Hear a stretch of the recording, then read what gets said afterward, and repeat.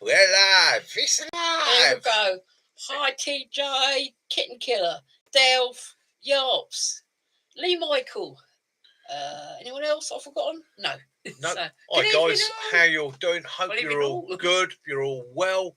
Hope everything's all fit, fine, and funky for you, didn't wherever drown in you all are. that wet weather yesterday because it come down us. Yeah. Wasn't it wet today? It was wet. It was wetter than a wet thing in a wet place at a wet time of day. So Right. Hang on. The channel level settings. Right, there you go. Pop in, dashboard. Right. Okay. That's all set up. That's all set up. Wonderful. Can somebody let me know? Can you see and hear us okay? I need to double check that quick just to make sure that we're all good.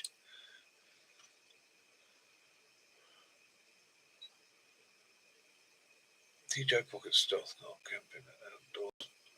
Is that name reference dogging? I hear alarm going off downstairs. Caroline, you need your tablets. I've already taken them. 5x5. Thank you very much, TJ. Thank you very, very much. That's all wonderful. Right, I'm going to go get a beer.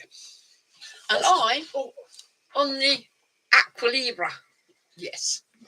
Because I've been finding naughty girl and not been drinking enough water. That's probably why I've been having trouble with the last few days with my thyroid. So Kaz is drinking more water. Hey, Trina. Right. Let's get me a beer. I'm on the Guinness again because I'm training. Lee's on the Pepsi. Don't blame me. Good on you, mate. Yeah, I'm training, so I've been putting plenty of beer in. So apparently I've been told I don't need to worry about pouring this slowly if it's got the widget in there. So I've been told, just pour it, Mickey. You've been freezing it, just pour it. So it's a risk, isn't it? Then that's an Irishman told me that. Oh, that's so all right then. He's going to know. Because let's face it, it's made in the land of love. So I don't know, quickly, I don't know if you lot have seen these on Temu.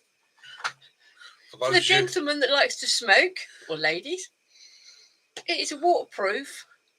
So you put your lighter in there and your two cigarettes or two small cigars. So you can't crush your cigarettes or break them. Protects them, keeps them. And they're waterproof. How about that then? Good bit of survival kit, that. Good bit of survival kit. Because at the end of every mission and adventure, take me with you. Yeah. Yeah. Oh. Yes, you have to excuse me. Somebody, Willow, has been very naughty.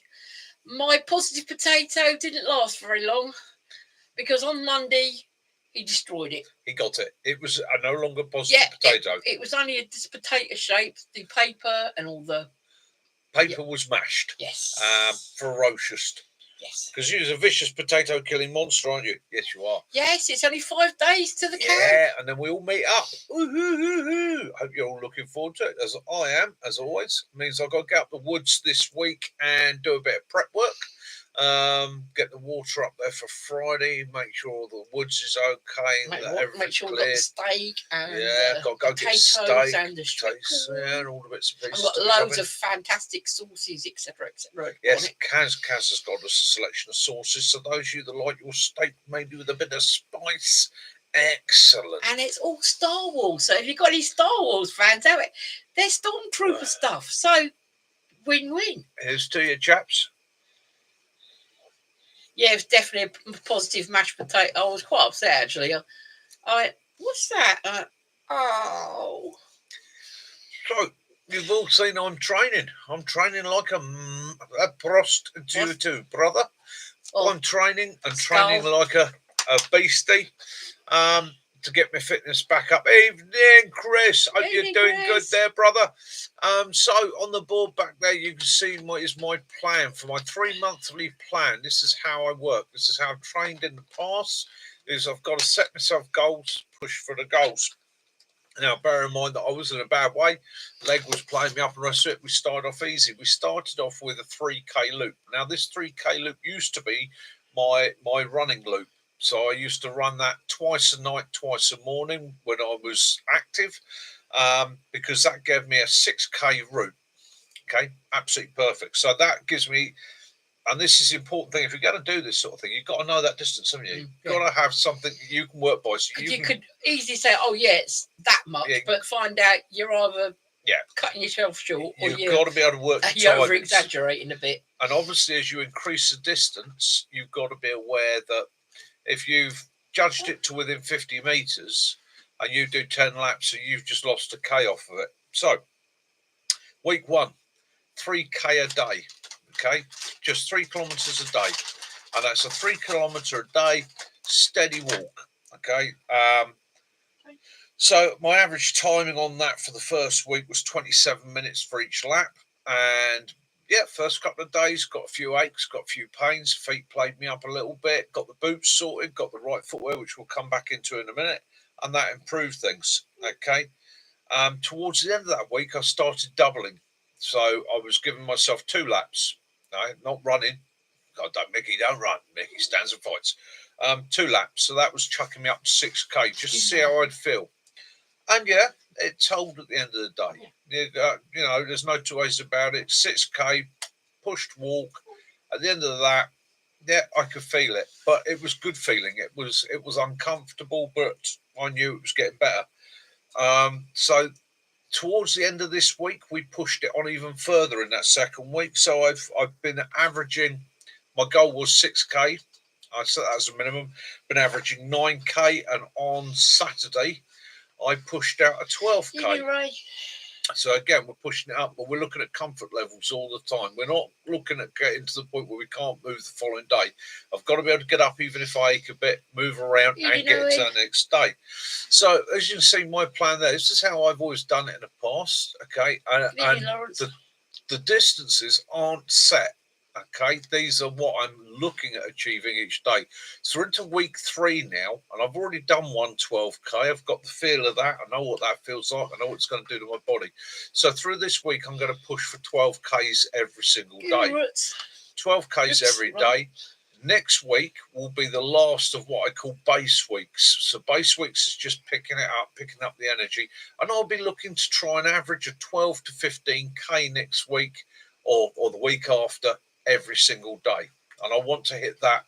I'm comfortable at 15K. Once I get to that point at week 5, okay, I will be doing 15K daily, right? But on day 2, day 4, I'll push it to 20K. And I'll do the same on week 6. Do the same on week 7. Do the same week day. That 4-week period stays the same.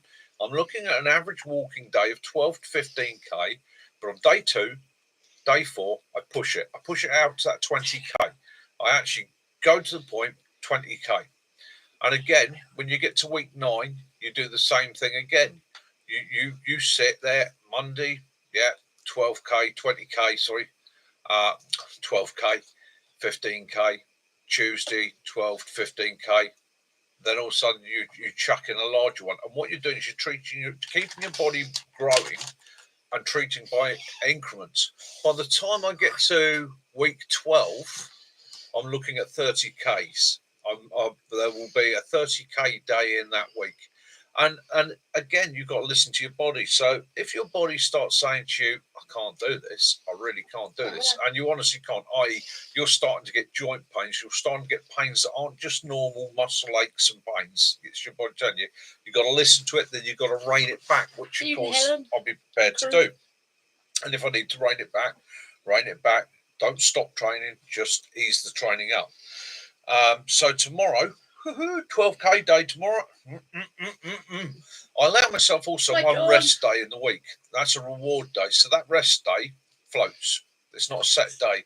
That is, my rest day is for that morning where I get up and I go, done a bit too much yesterday, or I just can't do it today. But I allow myself one day off a week. Carrying stuff. So I'm starting to get out into the woods a bit more. I'm starting to do a bit more distance. I'm starting to go a little bit further from home. So because of the way my mindset is, I have to carry, excuse me, burping there, I do have to carry some equipment with me. So I'm going to need my camera and batteries, which I always need. Going to need my med kit. Should always have your med kit with you. Basic shelter kit. a bit of water, and as a rough rule of thumb for myself, on most of my little adventures like this, I allow myself 500 mils of water for every 6 kilometres I've travelled. Okay, which isn't a lot, but again, I'm a sipper, and again, more than most because I've got no saliva glands, so I have to keep lubricating the mouth, or I just dry up and it ends up like sandpaper.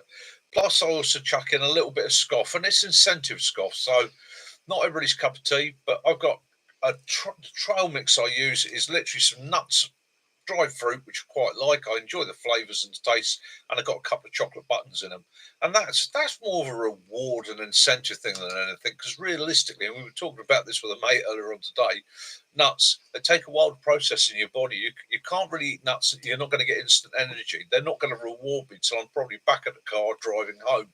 However, is that little bit of a mindset that I think in each pack, I think it's about 5. I'm going to open up. Just saying that it keeps the feed keeps dropping in America. Oh mate, I'm sorry about that. Well, that's not my fault. Well done, Helen. Right, so my chocky buttons, or my dairy milk, fruitier, nuttier trail mix. A little bit of chocolate powder, isn't it? And chocolate buttons. Not very many of them. So in that chocolate, I don't know how many chocolate buttons are in it. I'll open it and have a look. I've never actually counted them.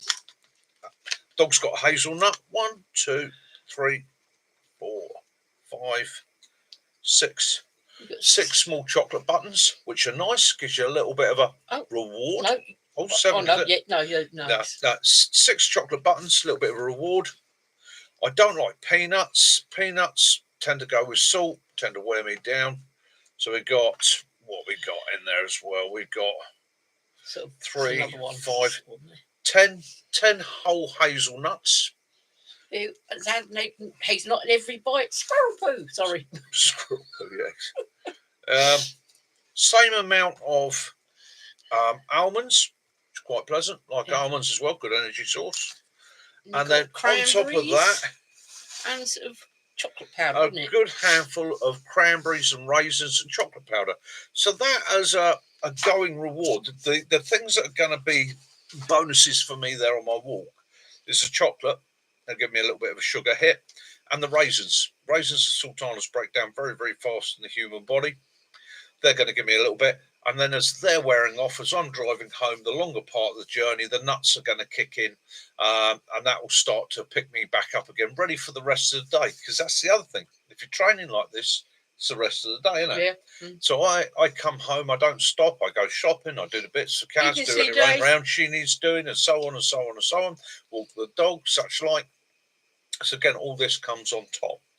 I just come across, I was looking at stats this evening, just out of interest, and I come across something that quite surprised me, and I was quite amazed. I'll stick that out there as a bit of a question. I'll ask the question first. I know somebody will Google it and look it up. But what's the furthest somebody's walked in 24 hours? It is a World Guinness record. So in 24 hours, what's the furthest a human being's actually walked? See if you can guess. I'll give you a few minutes and then we'll have a look at that. Dried bananas is a good one. Yeah, Mitch likes dried bananas, don't you? Dried bananas work well. Dried apple, any dried fruit, but you've got to I like dried mango.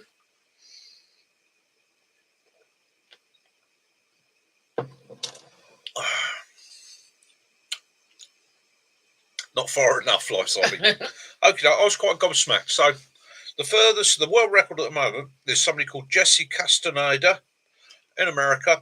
And they walked 228 kilometres in 24 hours. 142 miles, 24 hours. Bugger.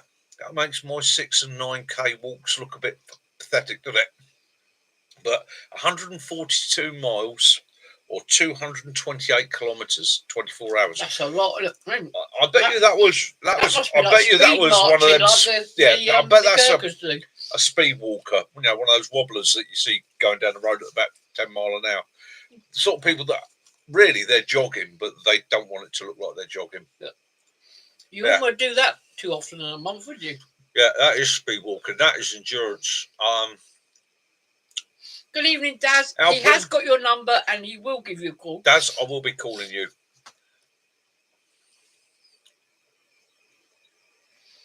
Okay, the Kiwi's at work. Yeah, Okay, not mate. a problem. Hi, Kiwi, not anyway. a problem. Kiwi, hope you're good, mate. Yeah, that was quite impressive. So, and I was also looking. The only funny enough, I couldn't find a lot of stats in the UK, but it was one of the American medical journals actually says that an untrained person, an Yes. unfit, untrained person, wants to start looking at walking 6 miles in 2 hours, 3 kilometres an hour. It's not particularly. said it's 5.9 miles an hour. That is. That's a lot. Isn't it? Well, that is a lot. Right, when I'm walking at speed, I've got an app on my phone which tells me how fast I'm walking. So when I do my walks, I like to finish off with a good effort. My maximum sort of walking speed is 6 kilometres an hour. But you did, kitten. My pacing distance is about 4 kilometres an hour. So my average is about 5. Yeah, so but mate, keeping that going for 24 hours. 24 hours, that's going some. That's going some. I did feel sorry for you yesterday because I just watched the short he put up about that he'd done while he's out. I was saying it stopped raining and he put his jacket into his bag. And I just watched that and it had, it's not raining now, so I just stopped watching it. And all of a sudden, it started raining, but it was that slanted rain. It was sheeting, wasn't it? Yeah, you could hardly see to the bottom of the garden. I thought, you might have stopped raining, but it's not raining now. And you come in like a drowned rat, didn't you? Oh, didn't I? Everything was wet. I mean, everything was wet. Water in my pockets. Water not in your bags. No, but my boots stay warm. Right, so let's get on to boots, shall we? Boots. Right, so footwear. Footwear is essential. Now, I know some people are going to go, no, Mickey, around the house, I like to be barefoot. Do like to be barefoot. Okay, I like my feet to breathe. I like to feel grass under my feet, dirt under my feet. It's good to. It's good for you to contact the earth barefoot. What did I used to wear? So for years, that's been my standard boot. Always wearing. You can't really see that. Yeah. That's a Hakes. Hakes and Mendel. So I used to wear military issue boots. Gore-Tex, well lined, lots of protection. This is a high liability boot. So by high liability, it means that it's designed to protect your feet in a high risk environment. Yeah. So it's designed to support the ankle. It's reinforced under the sole. There's not a lot of padding. It's a squatty boot. It's bomb proof. Okay. Downside of it is weight wise.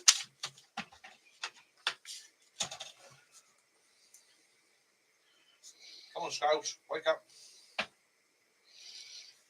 Okay, go. So weight-wise, it's 960 grams. It's a heavy boot. Okay, no two ways about it.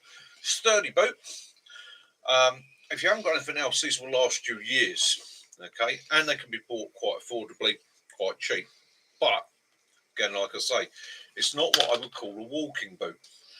It's not designed for what I'm looking at doing at the moment. So I've put those to one side. Now, I do still wear them. If I'm doing a training day up on the woods, you find out your feet stay really cool, though, don't cold and horrible weather, I'll wear those because they keep my feet warm, and I'm mostly standing about, not walking. In the summer months, I tend to wear these. Evening, Benny. And these were made.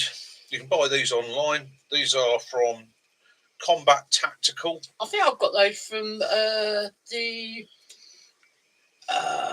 Preppers Shop UK, the one that's in Cornwall. Nice light boot, and it is a light boot. Not a lot of padding in it. Okay, it is a lightweight boot.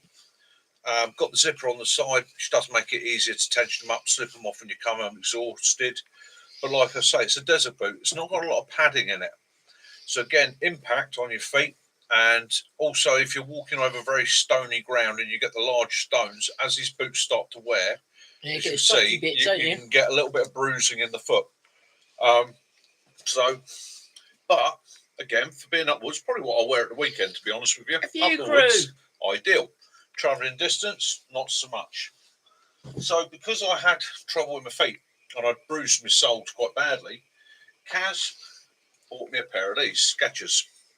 Okay, so that's the Skechers walking boot. Now, I've got to say that it's super light and it is immensely It's an comfortable. arch fit one as well. It's an arch fit one because I've got slightly raised arches, or fallen arches, so it's arch support. It's got a funny caption. It's like the new rocks, aren't they? Yeah, that was brilliant because straight away I noticed a difference. It was more comfortable on my feet. My feet were better padded. They started to repair. The bruising went down. Not a brilliant sole, okay, but for road work, fantastic. Or if you were anybody that's on their feet all day long that doesn't require a steel toe cap, yeah, I'd go with that. That's super comfy. Absolutely super comfy. Boots at the moment. Boots and footwear. Right, and they weigh in fact, I should weigh my Combat Tactical Desert boot weighs in at 681 grams.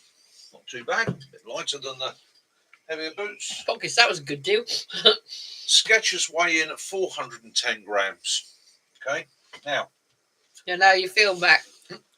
So what Kaz has got me, and I'm in love with, is these. It's a pair of Merrells.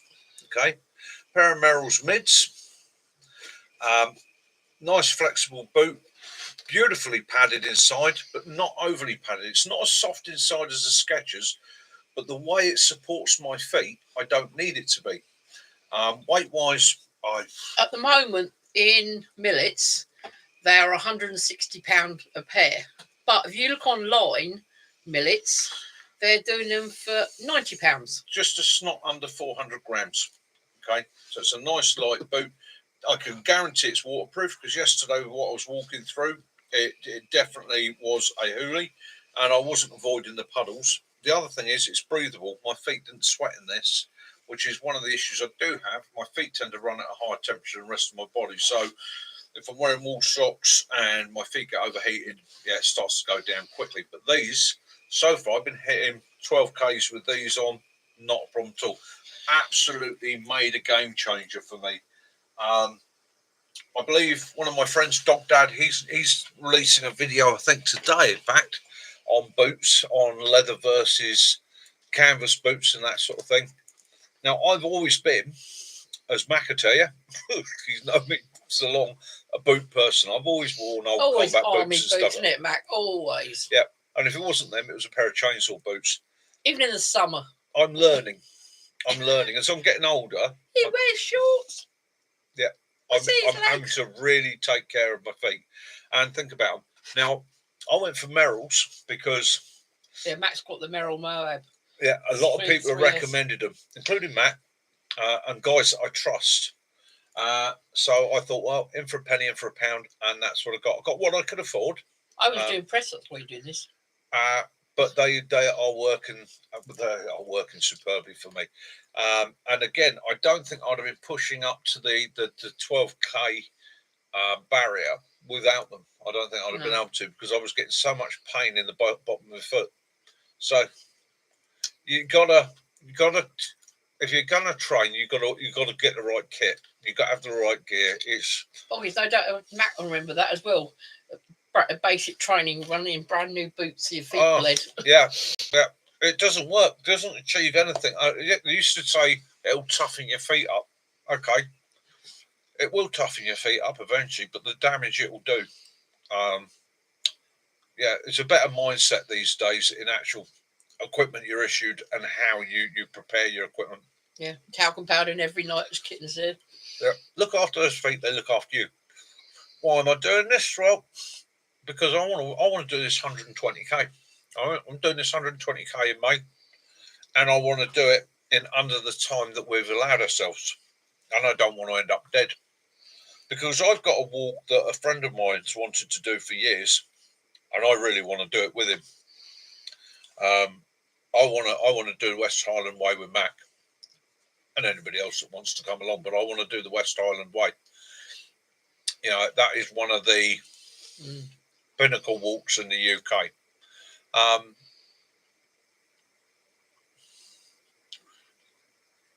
Yeah, Mac's he's been suffering from the black dog the last couple of weeks. Funny enough, you say that, Mac. There's a couple of us. Yeah. There's something I don't know what it is. The full moon, the fact that it was a sturgeon full moon, a rare one, I don't know. But yeah, the last couple of weeks have been tough. And again, it's find the boots to suit you, because just because I say the Merrells work for me, don't run out and buy a pair of Merrells. Go out and do your research. I went to the shoe shop and I tried on half a dozen different pairs of boots. I tried different boots to see what I liked. A brand I'd always gone with in the past, and the guy was going, yeah, these are great boots. A pair of Berghaus, absolutely gorgeous leather walking boots. That's why they want to do it, kitten. One for me. And I was very, very, very nearly on putting my finger on the button to buy them. But I'm glad I didn't.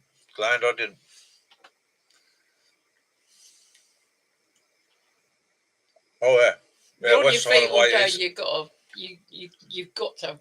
Yeah, and again, Kitten Killer. That's I wouldn't do the West Highland Way at the moment because I'm not in the condition to do it. I've got to build to it, and I think 13. I've given myself 9 months to build up for the Ridgeway Walk.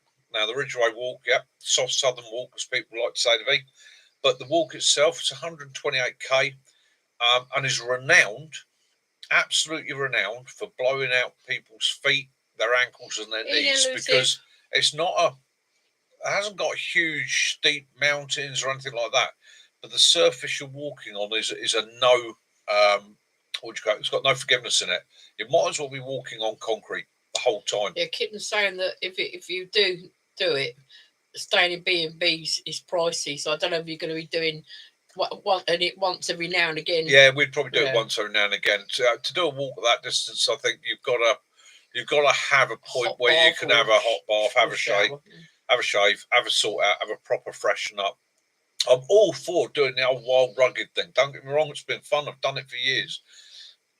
But I also believe that if you can allow yourself a bit of a reward, if you can a room in a pub for a night, even if it means you're crashing on the floor, that ability to get a shower, that ability to get yourself properly sorted, that can make all the difference on a walk. And again, it's a walk. It's a pleasure thing. You're doing it for fun, not to kill ourselves. Yeah, Lucy, if you say, it might have been a fail because it was wet and raining, because we even noticed that there was 2 German cruise ships that were pulled into Falmouth Harbour because the weather was getting that bad down your end of the country. Elusive. It's not a failure, mate. There's no such thing. I'm always saying this, but there's no such thing as failures. Okay?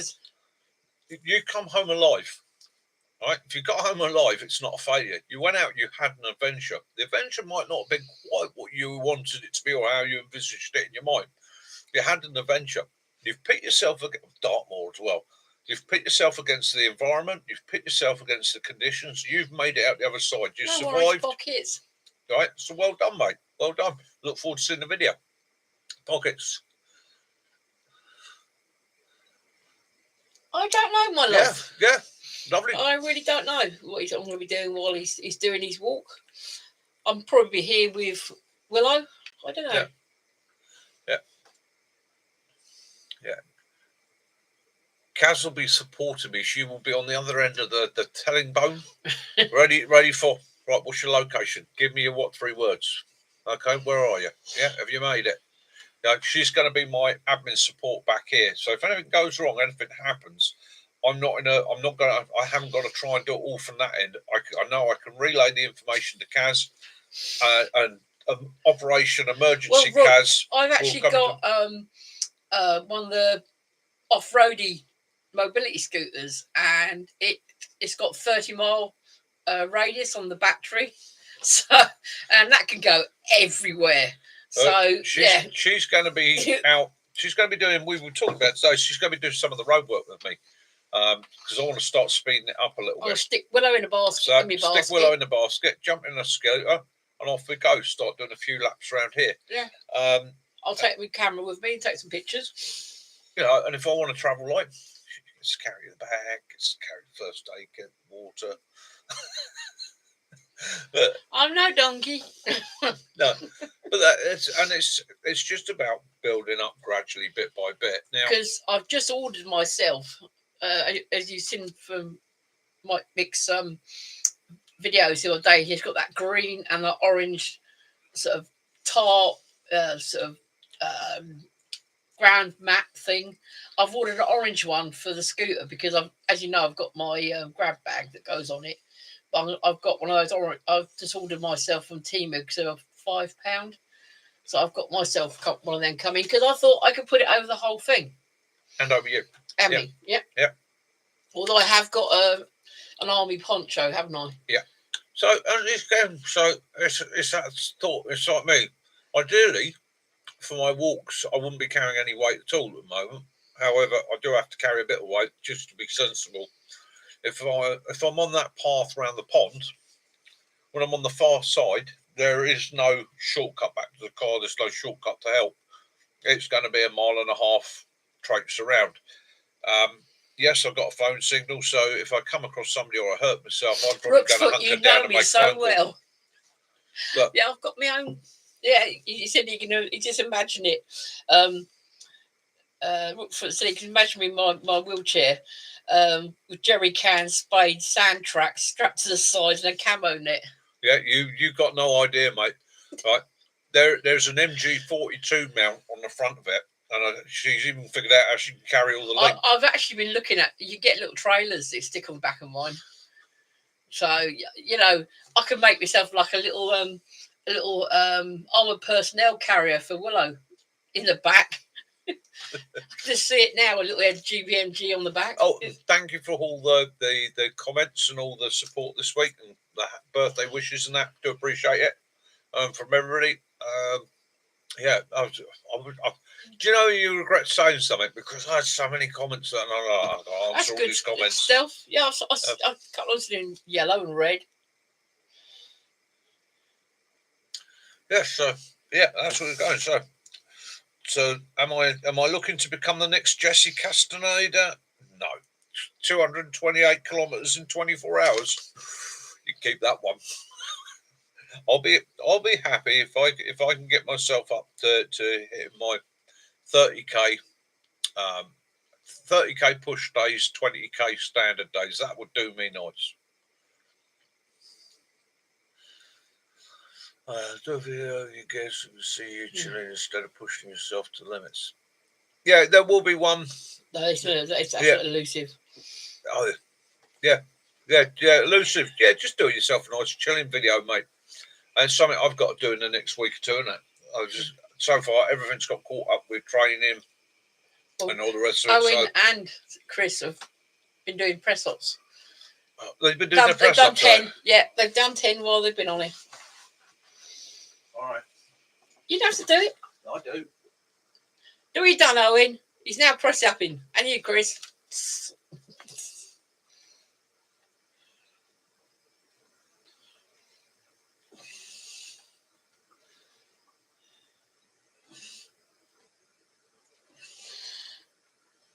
Yeah, Sticks did do 10 early on before you come in. Soldier major. Well, hopefully you'll feel a bit better this week, Matt, and we get a chance to meet up with you before the camp. Yes, definitely want to meet up with you before the camp, mate. Definitely. How are you feeling? I apologise that I haven't been getting over. I haven't been over for a couple of weeks. It's just been life's been. No, they're not joking, Katrina. They're not.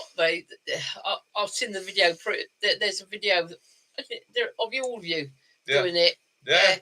Chris is actually doing it with his daughter. It's quite funny. So basically, we got Ranger Rock, who's driving us forwards, who basically every now and again comes up on WhatsApp and so forth, and literally goes, "Give me 5, give me 10, give me 20," and we don't have a choice. We don't have a choice. We've got to do it. We've all agreed to do it. So it's there, done, dusted.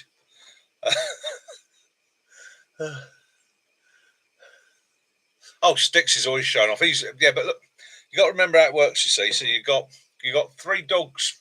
Oh, poor thing, Ali. You got the whippersnapper. Yeah. You got the slightly more mature, sensible dog. And the old dog. And then you got the old dog who wants to curl up by the fire. Okay, I'll let you figure out who's who. Ali was saying that his press ups are easy for him because his arms are fully extended, his belly's still touching the floor. It's like us girlies. If you're a girl with an ample boobage, you can't. Yeah, you ain't getting down. We were discussing this earlier on today. I said I wanted to take up yoga, right? Because yoga is it's good for the body, good for the mind, good for the soul, it's good for stretching the joints. It's a good workout, especially for somebody like me that's getting a bit long in the tooth. The only problem for me, though, is the clothing that's worn in the average yoga class. Not that me wearing the clothing bothers me, it's everybody else's state of dress. That's not a comfortable place for an old red-blooded male like me to find himself, okay? I don't want somebody giving me their... So, how are you doing the no-handed press-ups? Not flat in your face. it's just... So, if anybody knows of an all-male yoga club in the local vicinity, let me know. No, he did try one of those earlier, didn't he? And he fell on your nose. What, claps? Yes. I was doing claps and punches. Yeah. Yeah, face to face. Yeah, you don't want that. No. Whoa, Mohammed.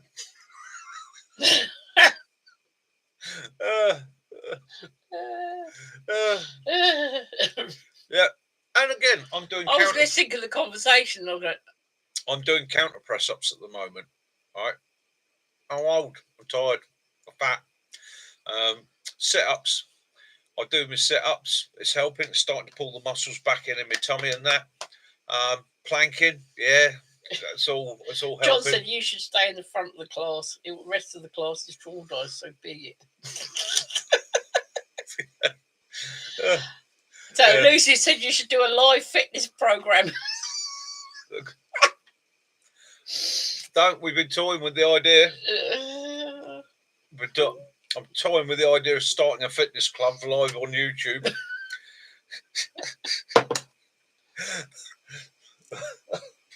This is how would I do it? How would I do it? Yeah, spandex. It's there's some people are not. It's like cyclists sometimes. Some of those the outfits they wear, they shouldn't be wearing them. There's not. It's sweaty and it. Well done if you grew up like that. Chair yoga with Mickey. Aye. It's again.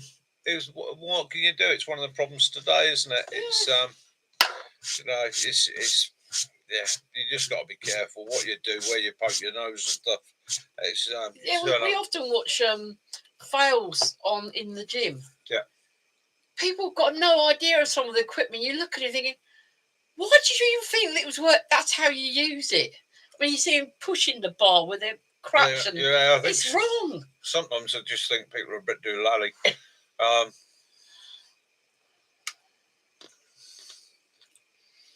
So, how's everybody else getting on with their training? I've got to read some of these comments.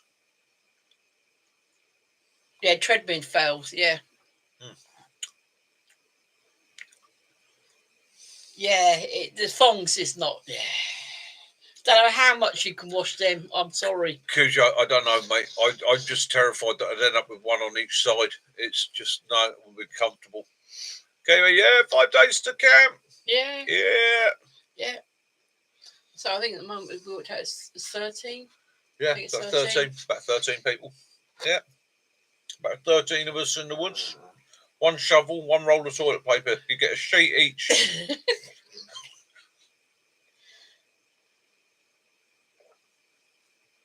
But the ones that stayed there before, I don't even know, there is a troll in that wood. Yeah, there is a troll in that wood. There's a Cornish troll in that wood. Yeah. Yeah. And Sasquatches. We've been discussing Sasquatches lately. It's all right, Stealth. We're going to be doing up your way, so you will be to meet up. And did anybody see Benny's video last night? I've got to ask because I was absolutely falling off my chair. Nearly weed. She did nearly weed. She had a moment where she said, "Please pause it. I need to." She had to recap. Benny, that was one of the most entertaining things I've seen in a long time. And I too, today, because you taught me, brother, as I was walking around, I managed to find a fuck you. Yeah. Okay. I spotted a fuck you. In actual fact, I found myself spotting a lot of fuck yous. Yeah. I just kept seeing them everywhere. I was like, I know what tree that is because Benny was telling me it's called a fuck you. I wondered, Benny, the tree with the fork. Perhaps that was a Churchill one. A Churchillian, fuck you. Yeah, a Churchill tree. Yeah. Oh, yeah. But that was Benny's. That was a masterpiece. That was literally like He brushed his sheep. He did very well. And I love the way you turn the sheep away when you're eating your steak. Yeah, it was. Yeah, that was it, Lee. The one where you suddenly go to him riding the sheep down that slope. I was nearly in pieces. Yeah, it was astounding. And again, Benny, I got to say that, mate, the work that you put into your videos, the effort, the lugging that sheep all the way across there, and the closing scene, you ride that sheep across the field. Fucking a roar.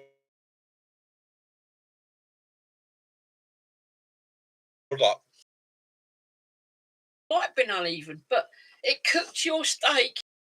You weren't hungry. Didn't burn it. Yeah. Didn't ruin it. Got the steak how you wanted it. Yeah, that's a. Why did you have a hairbrush? That was the only thing I was. Benny. Is that for your brush clearance? You know, your brush. See, and because I applaud Benny so much. Oh God. I've got to. Well, I had to go out. Well, his sheep was wearing one as well. I want to be.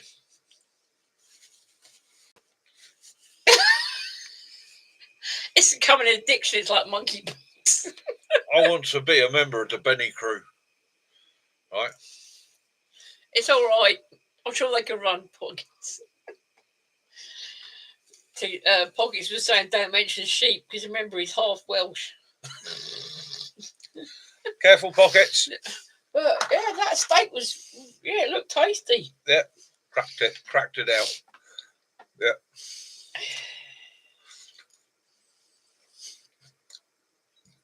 Well, I'll say I'll say to all of you, anyone that does the videos, yeah, Ray, Benny, Owen, Chris, Mick, anyone that does the videos, thanks, because it really does take me out. I was saying to the boys yesterday, Chris, you know, that I've not been well, so I've been stuck in all four walls. But for a while, I was out with Owen, out on the thing, and I was out with you all, and it's nice. It's something to look forward to.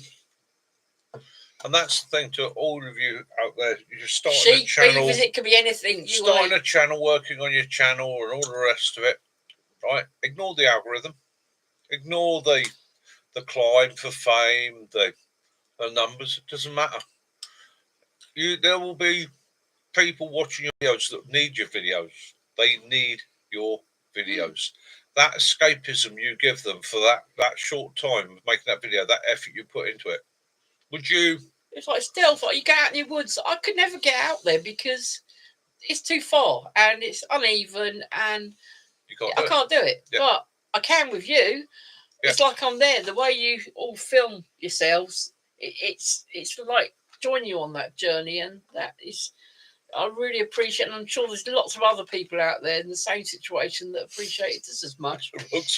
Sticks using Benny's head as a swear word, believe her, and him chucking a couple of those. Yeah. Exactly that. And what great thing. What great thing within the community.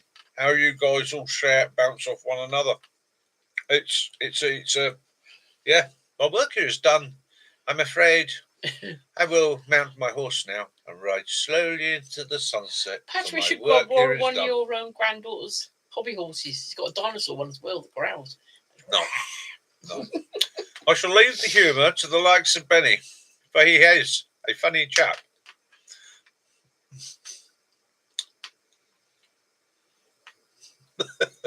Yeah, so I was saying, Rooks, I think it's for bush bashing or something. I've never seen it in anyone else's kit. Even I've not got one of those in my grab bag. What's that? Hairbrush. Hairbrush. Yeah. Hairbrush for grooming sheep. See, do you know something, Benny, that we don't?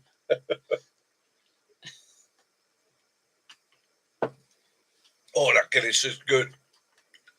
Oh, no. Matt was saying wild bear's latest overnight turned out to be a dogging spot. I do like her, but I did find the other day when she did that one. What, she's got a thing about horses and sheep, cows, and horses. Yeah. Yeah. 2 minutes to another 10. Yeah, that's it, Lawrence. Sometimes you're a bit down, or you can't get about so much. It's entertainment. It's not just. I mean, I like Wild Bear. Matt, talking of dogging spots, remember Tony and his potato on the roof of the car? That was my fault. I told him that if you went to a dogging spot, you had to take a bag of potatoes, because how they could tell that you're one of the doggers is by putting a potato on your roof. So the next thing we know, a friend of ours is driving around with a bag of King Edwards in the passenger seat of his Range Rover. So they can put a potato on the roof. I'm so bad.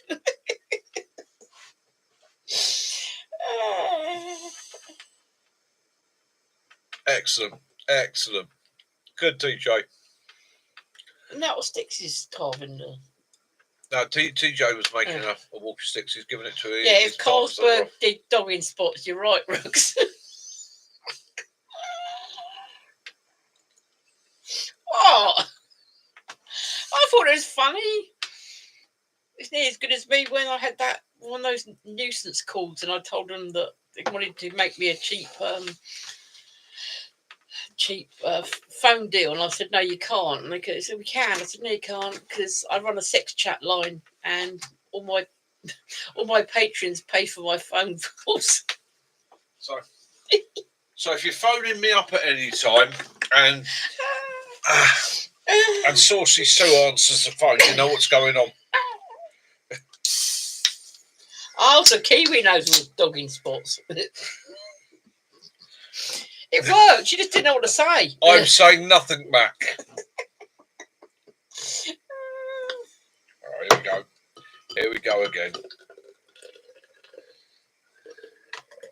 So apparently I've got to squeeze it till all the ice comes out. That's it. I don't know every crew, I hate to think. But I just, it was just something I thought, and I thought, I wonder if he's to sort the wood. So obviously when I saw the bag of potatoes, I knew that he was. Look at that. Oh, look at that. There you go, Owen. I squeezed it just for you. Oh. Perhaps, FU, that means that you want it filmed? You like photography at the same time? Or?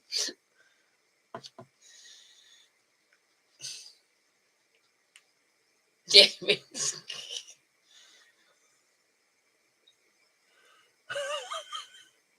Oh. We've got the vodka. I've still got some vodka downstairs, but we haven't got any... Oh, did you hear that howl? Helen, that sounds good. So I've got to try that, because I do like a drop of ginger.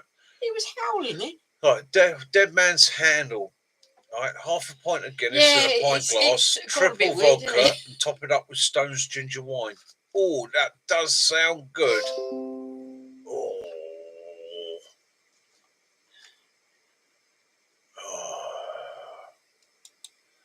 Yes. Katrina, don't worry about it. You know me. Any conversation I'm involved in could be slightly off the... wouldn't it? I can't do it. That's a song, wasn't it? She did. I can't do it.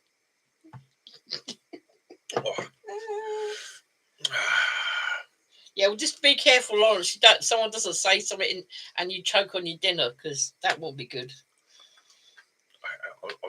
Hang on, I'm trying to catch on the comments now. Only fans, all that comes to mind is Victoria Wood.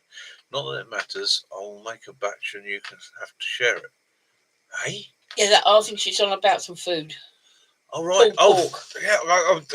1 minute we're talking about dogging places, and she's like, "I'm going to make a batch and we'll have to share it." I'm like, interesting.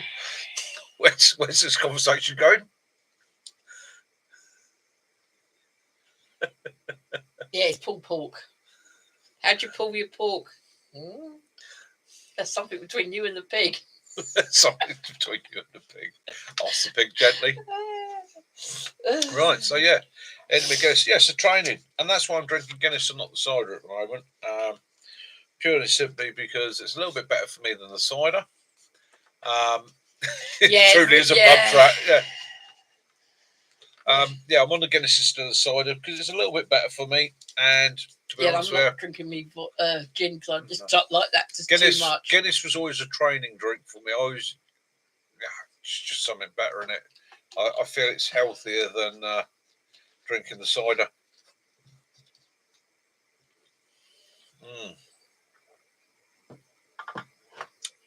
£3 for 2 mess tins. They're brand new ones.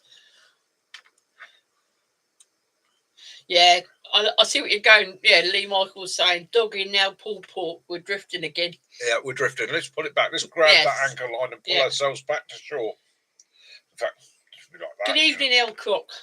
Should we like that? Pull ourselves back to shore. Let's. Yeah, tree identification. Yeah, tree identification. Right. So tree identification. That course has been hosted by Benny.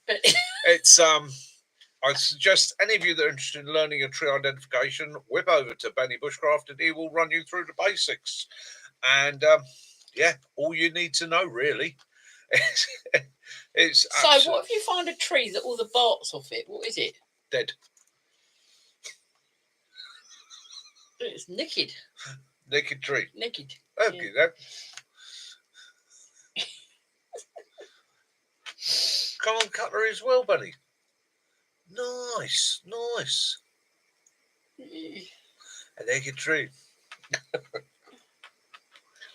I have no nudism in my woods. Thank you very much. We're the big car boots in Farnborough, but they're actually ripping down the car park now, aren't they? Oh, they're building houses there, flats, but with car parking underneath it.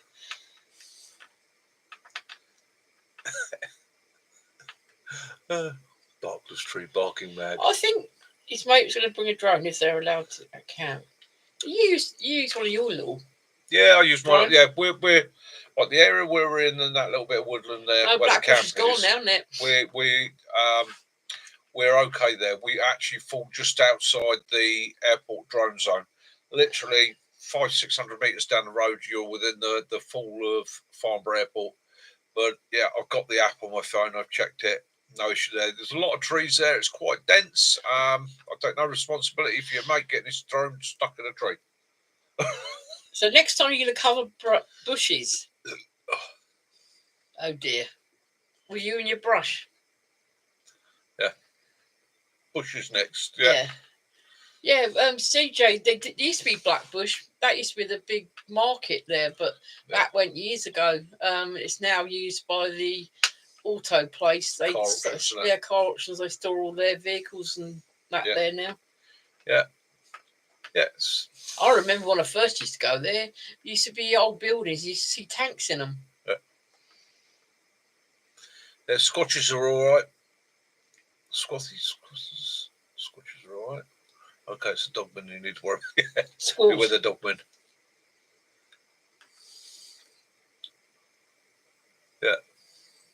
Yeah, that's no problem. Oh dear, Lee. He just let rip and he's traumatised his cat. That's all right. Why is it with you lot and they're flipping? I don't know what I keep doing to Benny's cat, Benny's but every time Benny's cat gets his exercise every Sunday night. When I open my voice, it makes a bolt for a window and it's gone for the next 2 hours. So.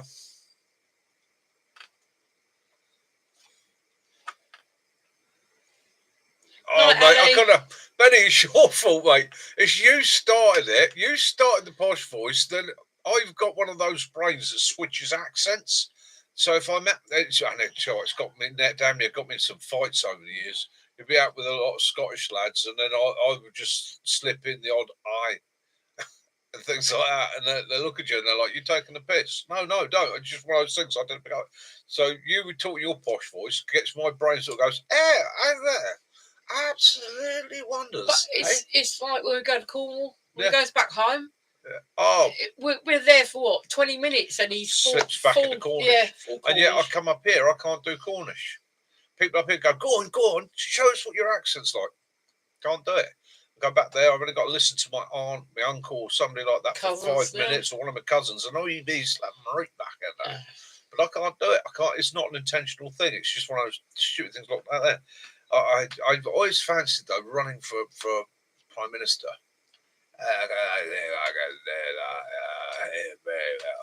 Drunk at the time. Yes. I've always. I don't know how many have you had? Not enough. Even One Night Survival. Didn't know she in. Yeah. Even One Night Survival. Hey, dead Ali.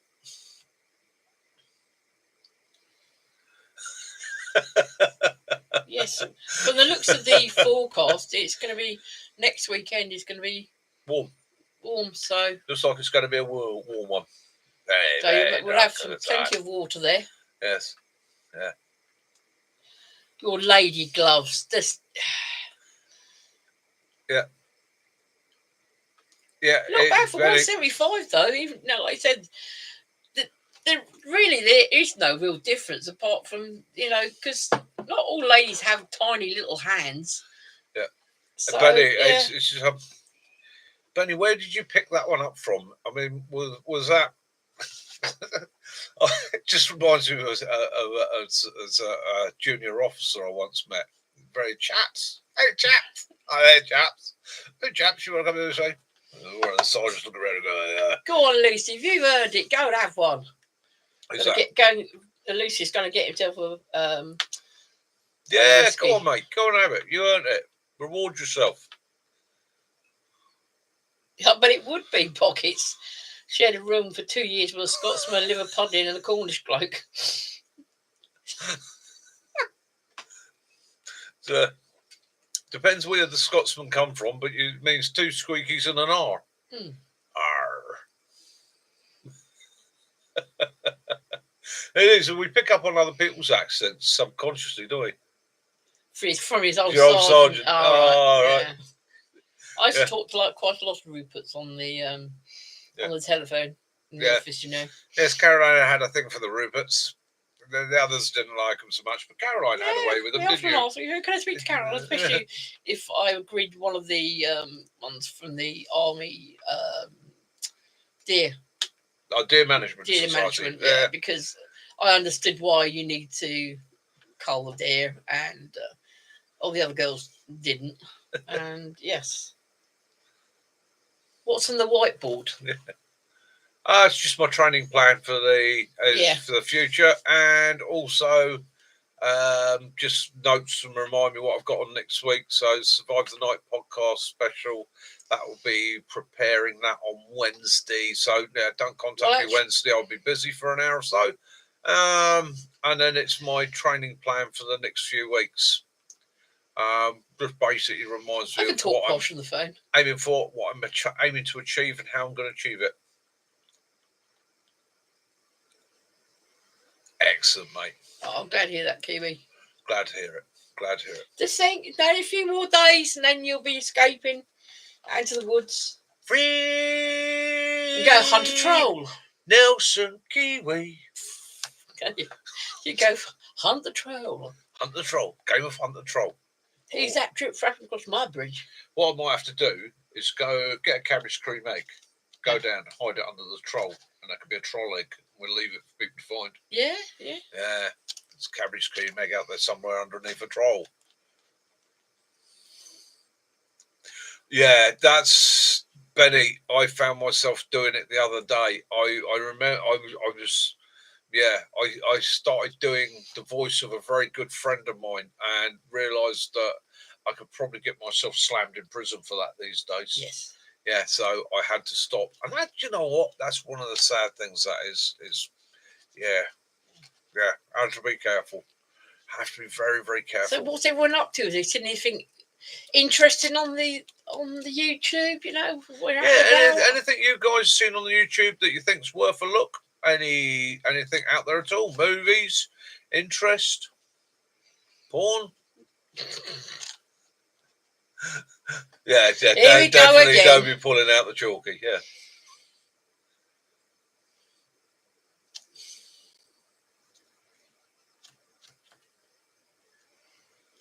So the fact that you have a home cooked dinner when you get up is not enough, then, Kiwi. Well, it'd always be enough for me.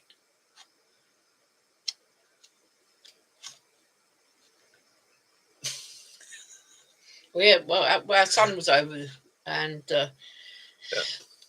we looked after him and his girlfriend's little dog because they live in. She's Czech, and they live in Prague. History hits, Bob. Yeah, I do like history hits. Talk English.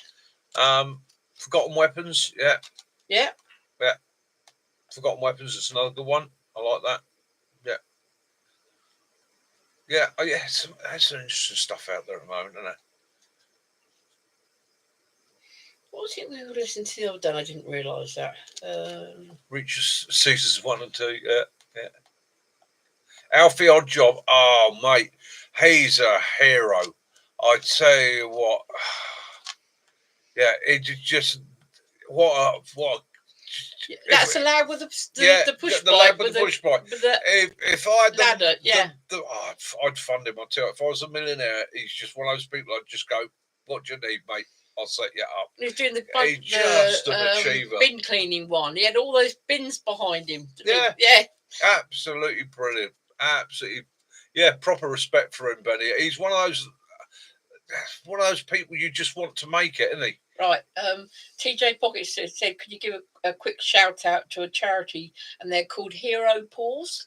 Yeah. Based in York, and they're set up by fellow medics from their rehoming military dogs to veterans with PTSD, and all their vets bills right, are paid. Okie doke. So I'll read that one. Yeah.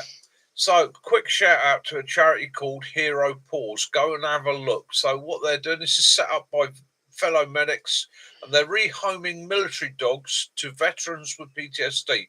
All vet bills paid. So if you're a vet, you've got a bit of PTSD, struggling, and you're looking at a dog and that, and you want the help and the support to get yourself a friend to help you through it, yeah. So again, the name of that is Hero Paws.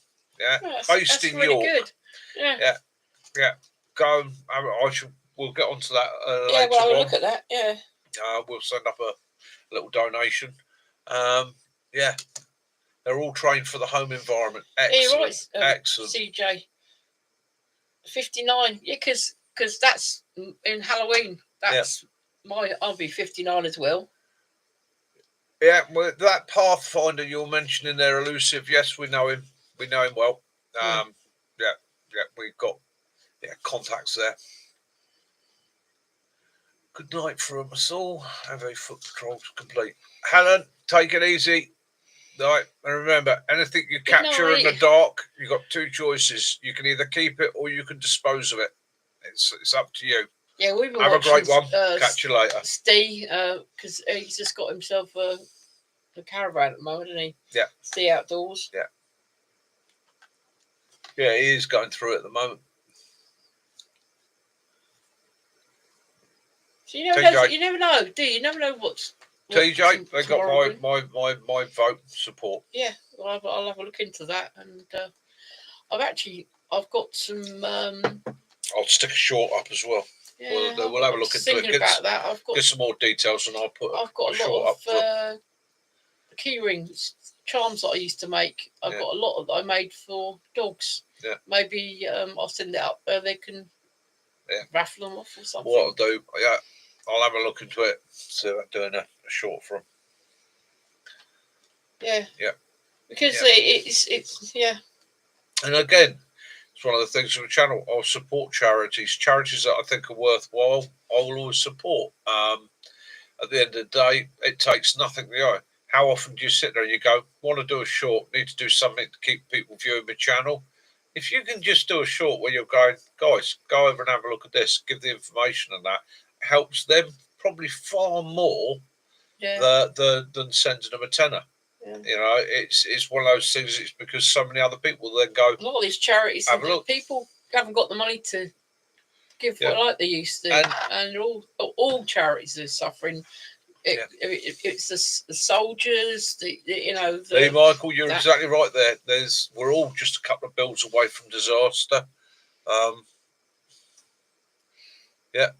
Let me put the word out there, and because I watched a program where they had it was in America, and they took some of the dogs from the pounds.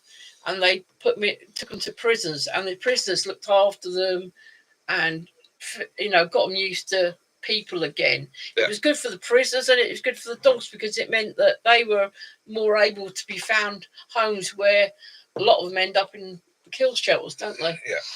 There.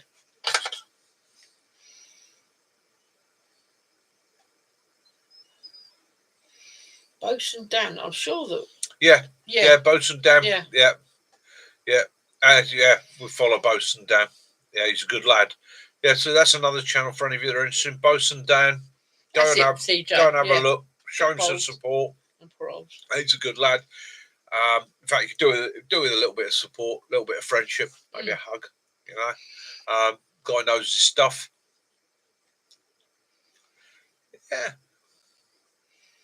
Yeah, it's all about supporting each other, isn't it? For any reason. It's the thing we try and do, though, isn't it? Yeah. It's the thing you should try and do. It's like people often say to me, "What can I do?" So just try and help. Just try and be supportive.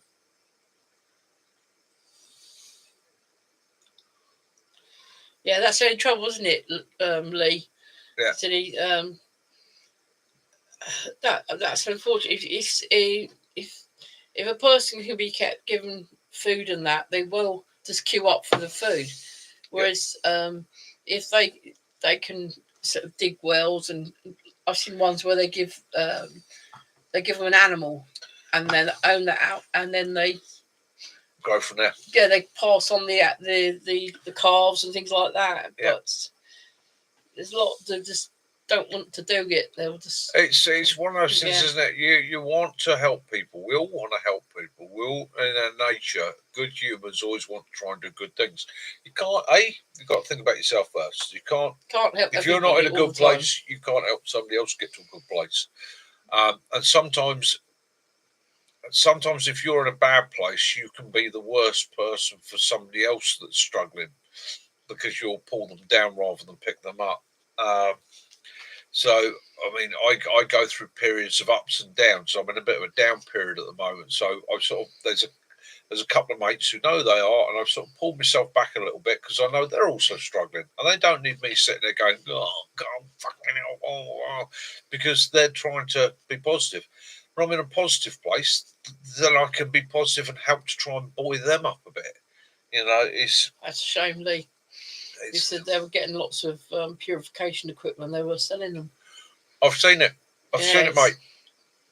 I've seen it when aid comes into places that are in dire straits, and you've got shipments coming in from all over the world and all the rest of it.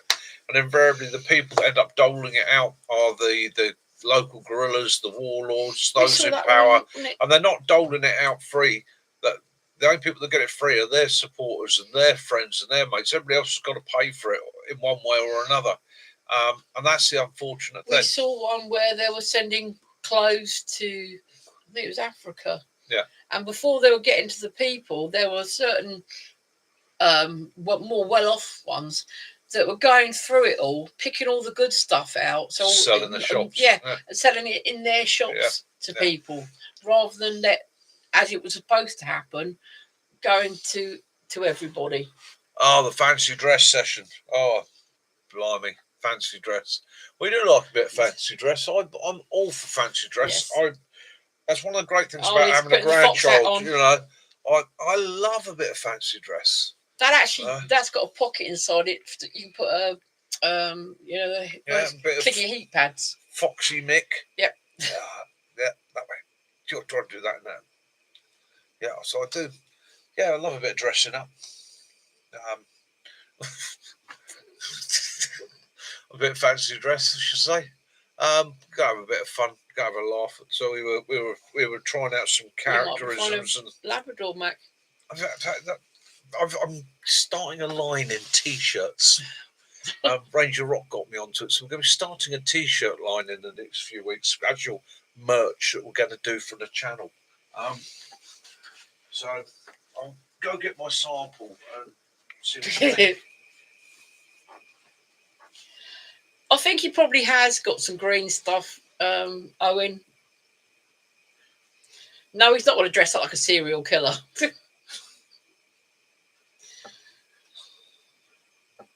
So summer wear for bushcrafting, Yes. survival. It's what we call the rugged range. Brooks thinks you're going to do a line of skin tight gym wear. Is that one with the ladies liked at the moment with the extra bum pad bits that makes your bum look wider, bigger? Right, so this is what we call the rugged range. Okay, so you got nipple holes. It's all about airflow. Look. It's all about airflow and making sure that you make the most of the airflow and the comfort. We're going to be. You can see where your piercing used to be. We're going to be selling these for $24.99. Each one of them will be marked as an individual item. You said you look like a caveman. And can be pre-worn for you. So we wear them in for comfort. And so who's gonna want to put we do pre-orders. Do pre-orders, yeah. Do pre-orders. So we go for the slightly decayed armpit design. Yeah. We've got nice low cut chest here for the ladies. One for the ladies. Also meaning you can get to your emergency whistle without it getting lost. You don't lose it from your t-shirt. Max said, "Jesus Christ!" The whole thing is designed for maximum airflow, and of course, everybody that knows that's worn a chest rig or been in that situation, nipple rub. These are designed to prevent nipple rub. Okay. We're actually putting a little bit of padding around the nipple holes. Ray's wife said you look like Fred Flintstone.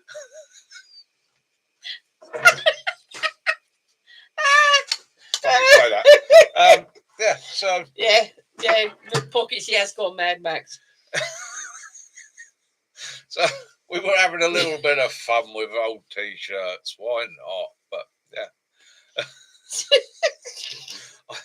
I see that. I can see these selling. Yeah. I can see these selling. I do. There's the camo green, but if you want to get, we can actually put some leaves on it, or you can have a bit of fur, rabbit fur. Bit of rabbit fur. Oh, that's what you were wearing earlier, weren't you? Wearing a rabbit on your head. I was wearing a rabbit on my head. Yeah, well, Willow nicked it, and I nicked it back off him. Yeah, it's yeah. So t-shirts. Anybody wants a t-shirt? Hit me up. Hampshire Outdoors.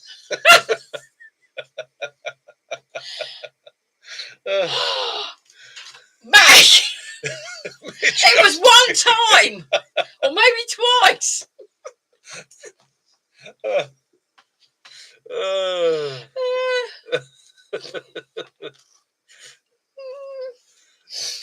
Oh dear. It is a patented anti-chaffing and cooling system, and you wouldn't believe. That's fine. Right, you laugh. You wouldn't believe how long it took me.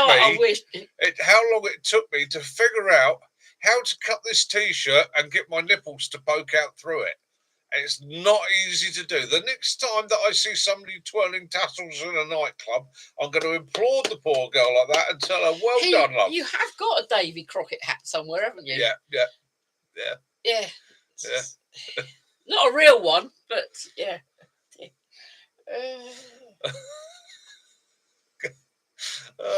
Perhaps that should be a thing for New Year this year. Everyone wear a silly hat and send pictures in wearing their silly hats. Yeah, could do that. Yeah.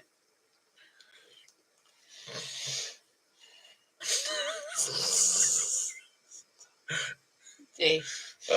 But did you die? Well, I've got a load more of those for the camp, because people that come to the camp, we didn't get it last time. This is actually now my parkouring outfit. You know, I saw your parkour. Did you see my parkour? Yeah, Were you impressed? Yeah. Did it make you feel slightly? Look at him. I said, fit, agile. Parkour. Red Bull gives you wings. Yeah, I've got that. I'm just getting down there with the youngsters. Yeah, he's quite good with the nipple alignment, isn't he? You know, he hasn't gone south yet. Bloody nearly took one of them off, actually cutting it out, I can tell you.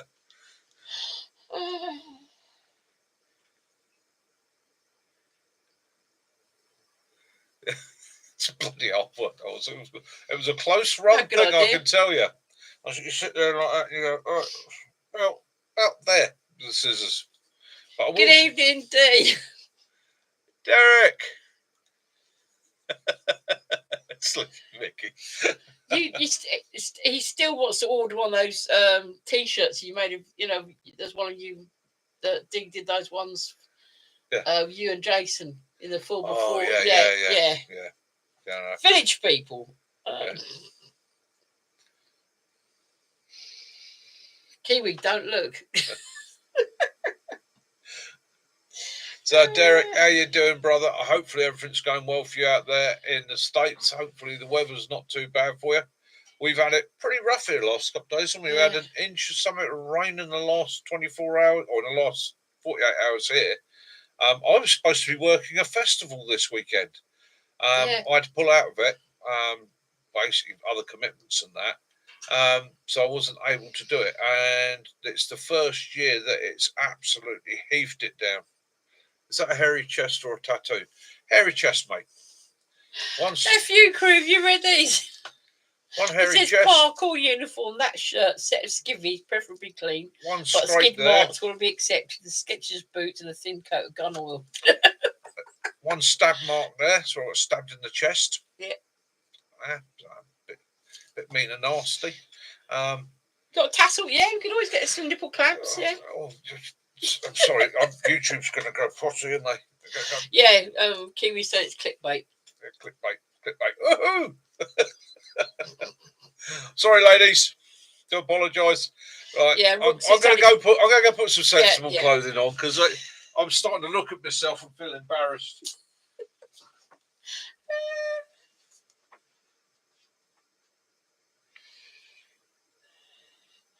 You 100, blimey. Who's that? Sticks. You've done 100 today, blimey.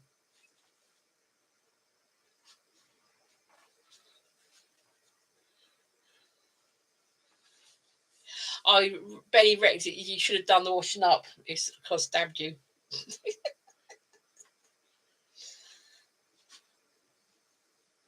I have one item of clothing I am trying to bring back into fashion, though, because I think it's one of the best bits of clothing ever.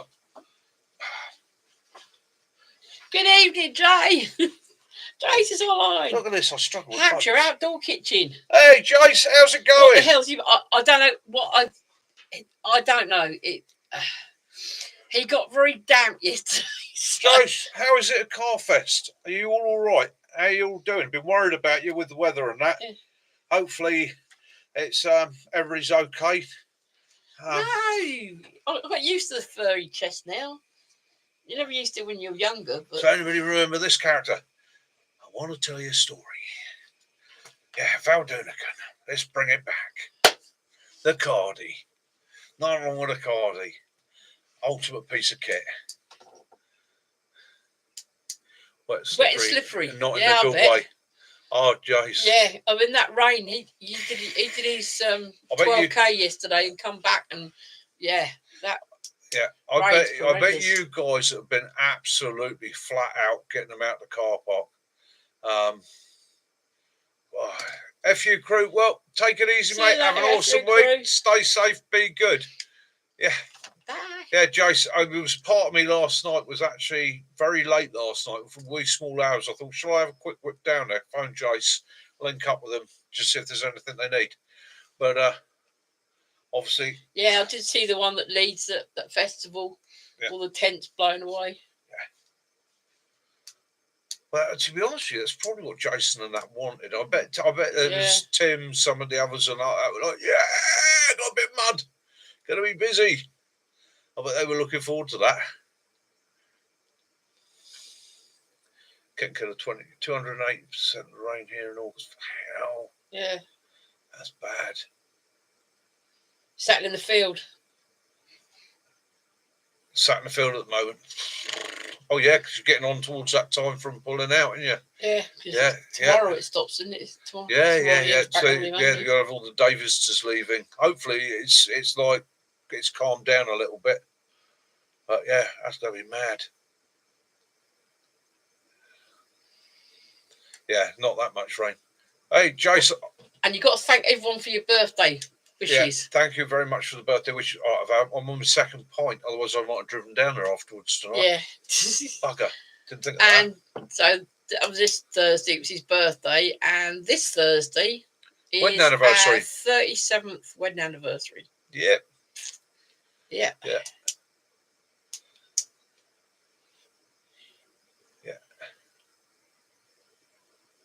Yeah, Katrina, no problem, no problem.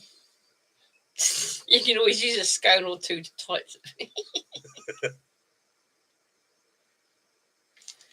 Can you check back a tad? Reference advice with base layers. Base layers. What do I wear for base layers? All right, I'll go quite simple. It's merino wool for the winter stuff. merino wool. Yeah, winter merino wool. In the summer, because Dee likes you like your wool, don't you, Dee? Yeah, I love wool. In the summer, right, so in the winter, if I'm not going to be sweaty and getting hot, I don't mind a cotton t-shirt. I do not wear cotton in the summer at all. Thank you, Ray. What I do get hold of is in the summer months, I actually like a lot of these sportswear tops, the light nylon. It's like a crisscross pattern, isn't it? Yeah, like it's a breathable weave, so it allows the moisture to get away from your body. Ronnie dries absolutely super fast. Light can be wrung out, packed away. I can rinse. It's Thursday. I can rinse that in a stream, wring it out, hang it on my pack. 10 minutes later, that will be bone dry, or even wear it dry. And they're good for keeping the wind off. It was like when super breathable. When you got soaking wet yesterday, you were able to use we've got those quick dry towels for the dog, a new one, and you were able to tea bag cloth. That's it. Could go. Cotton. See, cotton for like this sort of wear, great through the day. If I'm going out training, don't like it. Holds sweat, holds moisture.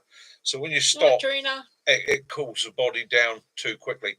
If it's a hot day, yes, I can see the bonus of that. But again, I prefer the breathable material.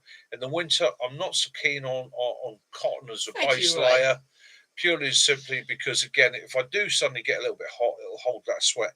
Merino wool, on the other hand, a good merino wool top is I'm saying to anybody, and if you're investing, if you're you want to know where you get it from as well. What good merinos? Yeah, Millets. Millets do a whole range of merino wear. Okay, and that's about the cheapest you're going to get it. Don't buy knockoffs. Don't buy from Amazon or Temu because you won't be getting merino wool. You will be getting rabbit fur or whatever. The merino wool, right? It's antibacterial. The bacteria will not live in it. Will not survive in it. Cleans, lasts, strong, thermally efficient. Absolutely superb. So for the winter kit, merino. And if you can get a top and bottom layer system, you're laughing. It's done what brands?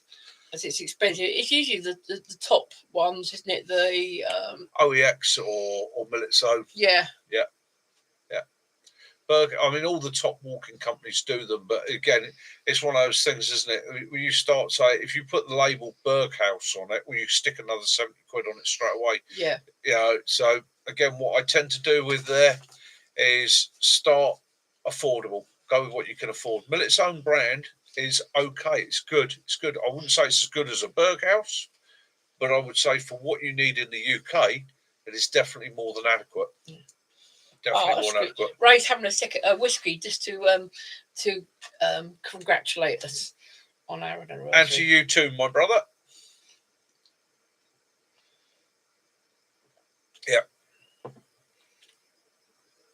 Yeah, I'll go outdoors anywhere like that. Yeah, the rash guards are good. The surfing ones. Yeah. Yes. Yeah. Just going back to the nipples, I can remember my surfing days. I can remember a couple of times. Our friend Clive came down, and of course he kept diving onto the surfboard. After a while, because standing on it, you end up all that sand in it, and it looked like someone had got a piece of rough sandpaper and sandpapered his nipples, didn't it? Yeah, he rubbed his nipples off. Cheers, Jason. Jason, take it easy, mate. The Oh 29th. no, you just wishing us happy anniversary. Yeah, Cheers, it's brother. on the 29th. Yeah, I again being a bit of a surf nut when I was young. I mean, I doubt if I could even stand on a board now. But in my youth, I was a bit of a surf bunny. It might sound expensive. People don't realise you wax your board, Wax and you wax your board, and that's what gives you the grip. But any sand in the water, especially if you've got a good surf, that layers on it. And yeah, you do want to be wearing something to protect your nipples. It's quite an interesting thing how paddling out, you can rub them babies raw, and you'll know about it. Yeah, I said, trouble is with merino, you are going to pay the price, isn't it? But it's the durability of them and how long they last. Right, you get one set of merinos. Okay, mate, you'll be using them all the time. I guarantee you use them all the time. I've been known to sleep in them, haven't I? Just curl up on the bed, no blanket, middle of See winter, you next week, Jace. in merinos. See you in the week, rather. Sorry. Jace, take it easy, mate. Stay safe. Look after yourself. Give my love to the whole team, won't you? Give Caroline a hug for me as well. Not me. Yeah. You can give me a hug, but yeah. Give Caroline a hug for me and say hi to the rest of the guys. Don't work too hard, brother. And yeah, and all. CJ got his mum. Right. So Jason and the guys have been on that site at that festival. I'm not. I can say it's nearly finished now. Carfest South. So I've done it for the last few years with them. So I know for a fact in on Thursday, and they've literally been going from 6 o'clock in the morning till 1 o'clock the following morning. It's flat out, absolutely flat out. 4x4 response, guys. These are all volunteers. They don't pay for it. Okay. They're all in there. They're there to help you get in, get out, cover for medical, cover for emergencies, maintain, look after the lighting structures, a whole lot. As volunteers all day. So any vehicle that gets stuck, needs pulling, needs recovering, needs taking off the roads, yeah, they're there for it. We did have once before we were there. They were queuing, they were lining up their cars, and some people were for parking 3 deep.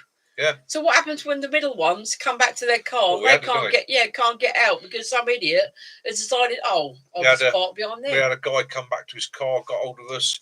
He was due to go to the airport, wasn't he? Yeah, got there, and he was leaving the festival early because he had to fly out of the UK.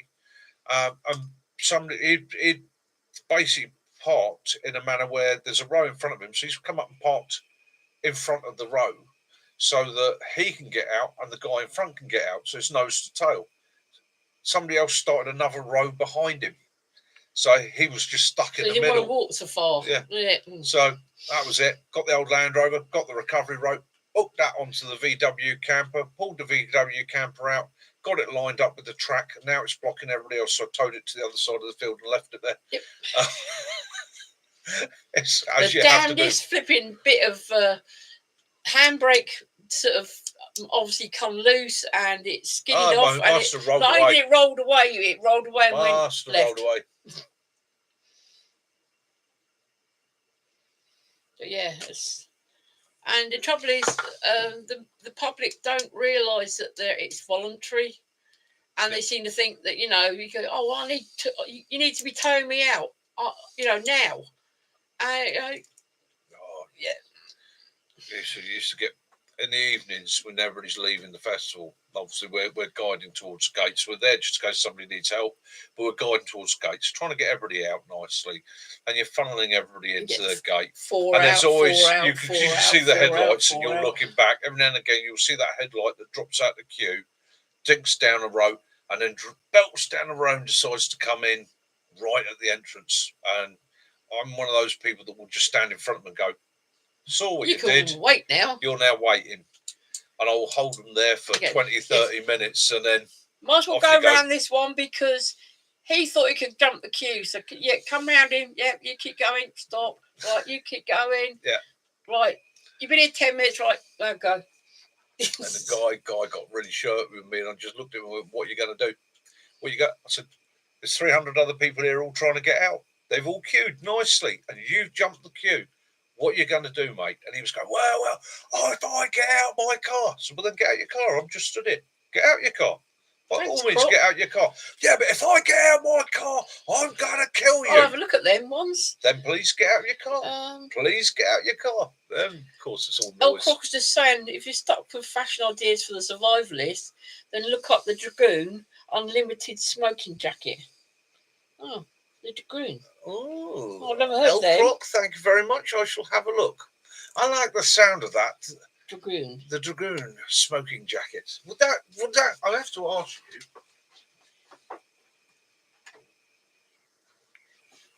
Would a smoking jacket Go with hat? Go with a hat. Yeah. I really, really need to know. I'm looking for a smoking jacket. Got a monocle coming. So I'm looking to have the complete outfit, you understand? Just because one feels that one needs to remind people how great one's nation really was once. Pockets is always best. Before you buy anything off those companies, you always check back through the feedback and what people have done. Camera keeps zooming. Yeah. What reviews people have left. If you've got anything under sort of 4 stars, then avoid it like the plague. It's do your research, mate. Like I say, base layers. Anybody wanting a base layer for the winter suffers with the cold, merino wool. You just can't beat it. It is the Rolls Royce, and get the best you can afford. And it doesn't mean you've got to spend thousands, but you've got to get the best you can afford. All right. So John was saying that they used to call the field jacket liner the smoking jacket, made from the same stuff they made the wool. We used to have a similar one over here. We used to call it the Chinese fighting jacket. Used to button into the... Right, John, now your bits have arrived. We'll be passing up your parcel and we'll send it out this week. Yeah, we'll get that off to you this week. Chairman Mao suit. You need a beret. You can get them anywhere on the sites. Yeah, military sites and Who's that looking for a beret? Owen. Owen, okay, Owen. I'll any particular colour for your beret? Any particular make, model, requirement, and what's your beret size? Let me know, and I'll see if I can find one for you. Yeah, Marks and Spencers do some good long johns. Yes, they do. They do. I use Millet's own brand for my merino base layers again because it's not that expensive. What, a green one? Okay. And they do the job for me. Is that a dark green, bright green?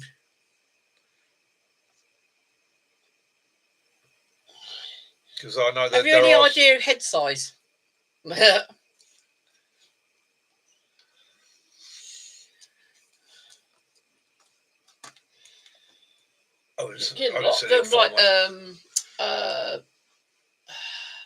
Preppers Shop, Survival and Lost. Regimental shops as well. Regimental shops, yeah. Yeah, regimental shops. I had a friend of mine, he was ex Blues and Royals, and he was quite upset because somebody actually pinched his beret. He was mortified, Lee, wasn't he? Because it had gone missing. And I managed to get one through the Blues and Royals shop. Right, Pockets. Your RCT cat badge. If you go on eBay, you'll find it. You'll find them, and if you put an original, you'll get one that's not a fake copy. Yeah. I believe, Benny, that they're going to be doing a bit of filming each. They're going to be doing a sort of chat round the old fire thing, and if you'll do a little bit of filming, it should make a nice get together. Right, this has come back to me from years ago. This used to be in my office, and basically units used to give me cat badges to stick on it, which I used to then have it up on the wall. So various units, and I got a couple of disappeared. That's silver. That one's quite nice. Yeah, because some of a lot of these units no longer exist. They've been amalgamated into different units and so on.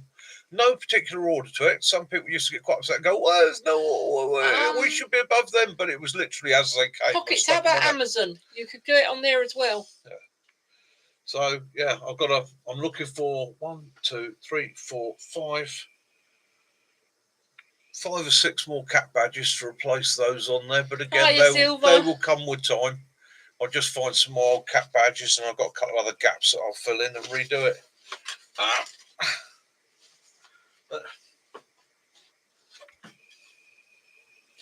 It used to be one of those old points of interest. You say, have it in your office. People used to walk in and look at it, and go, "Oh, blimey, that's King's Crown." Because you did have what was the one they were? Was it Ark Royal? No. They gave you the band. The Ark Royal. Yeah, it was Ark Royal. When Ark Royal was decommissioned, the very last crew that was on Ark Royal that took over the ship protection, they had to come up and do, every ship protection team had to come up and do a live firing day.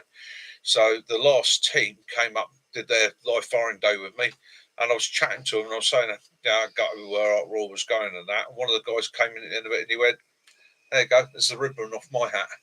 He said, "You can have that as a souvenir." And I used to have that pinned up on the wall. Yeah. It's disappeared, though, didn't it? Disappeared. Some thieving, rather large chap, I know who he was. As you might have noticed from the board as well, there's quite a few patches that have got sticky on it, but I haven't actually got the... Where again, that same fat, ignorant bastard that basically had my office for the few weeks after I'd left. Even your push bike went, didn't it? Stole them. Because that's the sort of bastard he was. He even stole my push bike. The shit. But I know he is. One day. Revenge will be mine. You're welcome, Pockets. And I have a very, very, very, very, very long memory and a shitload of patience. It's a shame because you had it there to they were given as gifts from different units, and TJ, no problem, mate. That's what we do it for. It's as a way of supporting people and supporting one another. Now, the very first few lives I did, I was quite disappointed with, because the first couple I was like, there's only a couple of people on there. But you know what? I found very quickly it was just nice chatting to those guys. It was really nice, and it's difficult these days because there's so many comments and so many people, and I've got to try and keep talking to keep you all entertained and entertain anybody new that's coming in. But I sometimes feel bad because I get to the end of it and I go, I haven't said much to Derek tonight. I haven't said much to John, and those guys have been with me since the beginning, and I owe them a bit better than that. So Derek, John, guys, I do apologise. I hope you don't feel that I'm ignoring you or leaving you out, because you are always in my thoughts, okay? The same with all you guys that have joined me over the years and become part of this. It gets, as you get busier and busier with it, it gets harder and harder to keep up with everybody. That's why I try and do the hellos for you, because it does make it difficult. Oh, thank you, Kiwi. Yeah, that's what you get for being a popular. Yeah, you know what? Sometimes it's that's what makes it hard. Sometimes I do come off the live stream sometimes on a Sunday, and we sit here and we go upstairs. You might have noticed me writing. I quite often write things down, and then afterwards I can say to Can say to me like, BJ, no BJ again. I haven't seen BJ in a few weeks, and I hope to God, quite concerned now. I hope to God his family and BJ are okay. I hope everything's good for him, because he used to be on all the time, and all of a sudden he stopped, and that worries me, and it really does worry me. When I suddenly lose somebody like that, I'm like, I hope to God they're okay. I hope they're not ill or anything like that. They haven't had a disaster in their family. I almost want to say, if you're going to go, if you've had enough of me and you're going to go, leave me a message. Just say, had enough of you. I'm off ski. At least I can then go, he's all right. That's because funny enough, I do sit and worry about it. Yeah, we do worry. Yeah. You know, if we haven't seen you for a while, then we say, we haven't seen you. All right. Yeah, or if I said something to upset them. Oh, well. Thank you. Thank you for all your kind words there. Yeah, we do care. Okay, Benny. We do notice. Well, you know what they say, Benny? There's the door. Don't let it tap you on the arse on the way out. No, I'm only joking.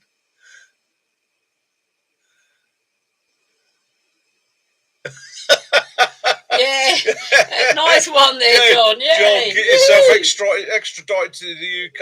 That's not a problem, mate. Yeah, you're always welcome to the man cave. Right, you only get put in an open prison, which means at the end of the day, come Friday evening, 4 o'clock, all the guards go home and you get to leave. And they'll even give you a railway ticket to come and visit me. They're sending people out early. Yeah.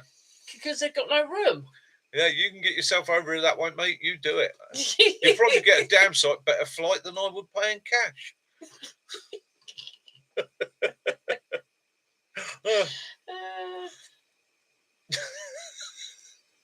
Yeah, you've only got to say the wrong thing about a glorious leader. You'll be extradited.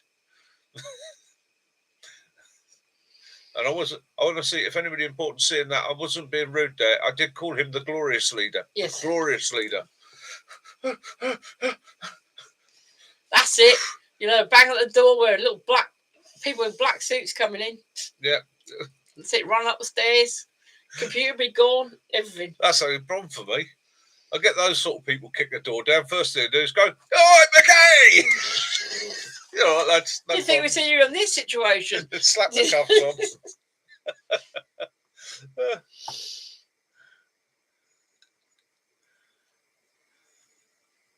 Oh, Thank that's you, really Lee. nice, Lee. Thank you.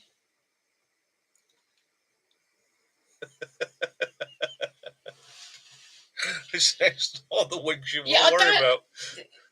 Not all of them wear wigs, though, do they? The big ones up in London do, but. Owen, I've only got 2 Guinness up here tonight. The other 2 are downstairs in the fridge for next week. Yes. Oh, I'll be up the woods. No, we'll be back on the live next week. Yes, will we? No, you'll be back Sunday. 2 beers is enough for me on a Sunday night. 2's enough. Of course, Ray. I'll send you the directions for you. Yeah, no problems there. And again, right, so anybody that's coming to the camp that needs any last minute directions, information or such like, there we go, HampshireOutdoors@mail.com. Okay, just hit us up on that, send us an email, or send the lovely Kaz an email, and she will get back to you ASAP, give you the information that you require. Again, if you want to hit us up with an email on that, I'll also get Kaz to give you my mobile number. Yeah, back on the side of next week. And that means that if you've got my mobile number and you get near the woods, you suddenly find you're lost, stuck, or otherwise, you can give me a ring and I can come up and get you. Of course, you've got to speak to Daz about this. Daz, I will get hold of you tomorrow, mate. She's got some questions about the. Yes, it'll be cider time again, but. Ooh. Cider. Yeah, cider. Cider. But Chris hasn't made as much this time, so. Thank goodness. I was growing hairs on my chest. That stuff of sticks, blimey. Yeah, it was wild, wasn't it?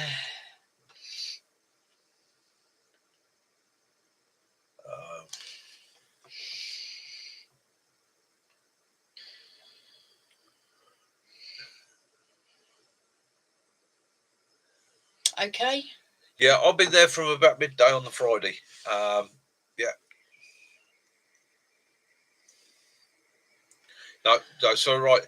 I'm there from about midday on Friday, and I may be diving in, diving out from midday Friday, but I'll be around midday Friday. I should bring these 2 for the camp in case there's anyone that smokes and would like one of these waterproof containers to put that popped well, didn't it? It does seal well. Your lighter and your 2 cigarettes, or you can even put a couple of thin cigars in there if you wanted to. And so you do drop it in the water, it'll float away. Right, John's just said he's multitasking here. We're off to Florida in 2 weeks, getting my overnight camp stuff lined up. We won't be back home until September the 16th. Okay, then what I'll do is I'll leave it to one side, and then we'll get it off nearer to that time. I'll send it off to you. Yeah, the beaver juice is done. So Sticks has produced the beaver juice. Yeah, I'm sorry, Stealth, that you can't make it, but Stealth, mate. Right, Stealth might be making it down to your direction. I want to pop down to. I wanted to pop down to see Lee down at the bug out. So I've got to sort out a day to do that. It's a fair old drive down there. So what I might do is actually link up with you, drive down, pop in and see Lee in the bug out, and then pop up and do maybe an overnighter with you, crashing your woods for a night. If that's all right with you, mate. You can bring biscuits. I know you like your biscuits. I'll bring chocolate hobnobs, of course. Ooh. Only the good shit from my friends. See, Owen had chocolate hobnobs the other night, didn't he? He did. Yeah. And I sat there dribbling, didn't I? You did. Yeah. We didn't have a biscuit in the house. I was pining, wasn't I? I thought he was going to grab the dog's biscuits and, put a bit of chocolate on them. Yeah. I was whimpering. As Owen was masticating his chocolate hobnobs. Chewing. Yeah. His hobnobs.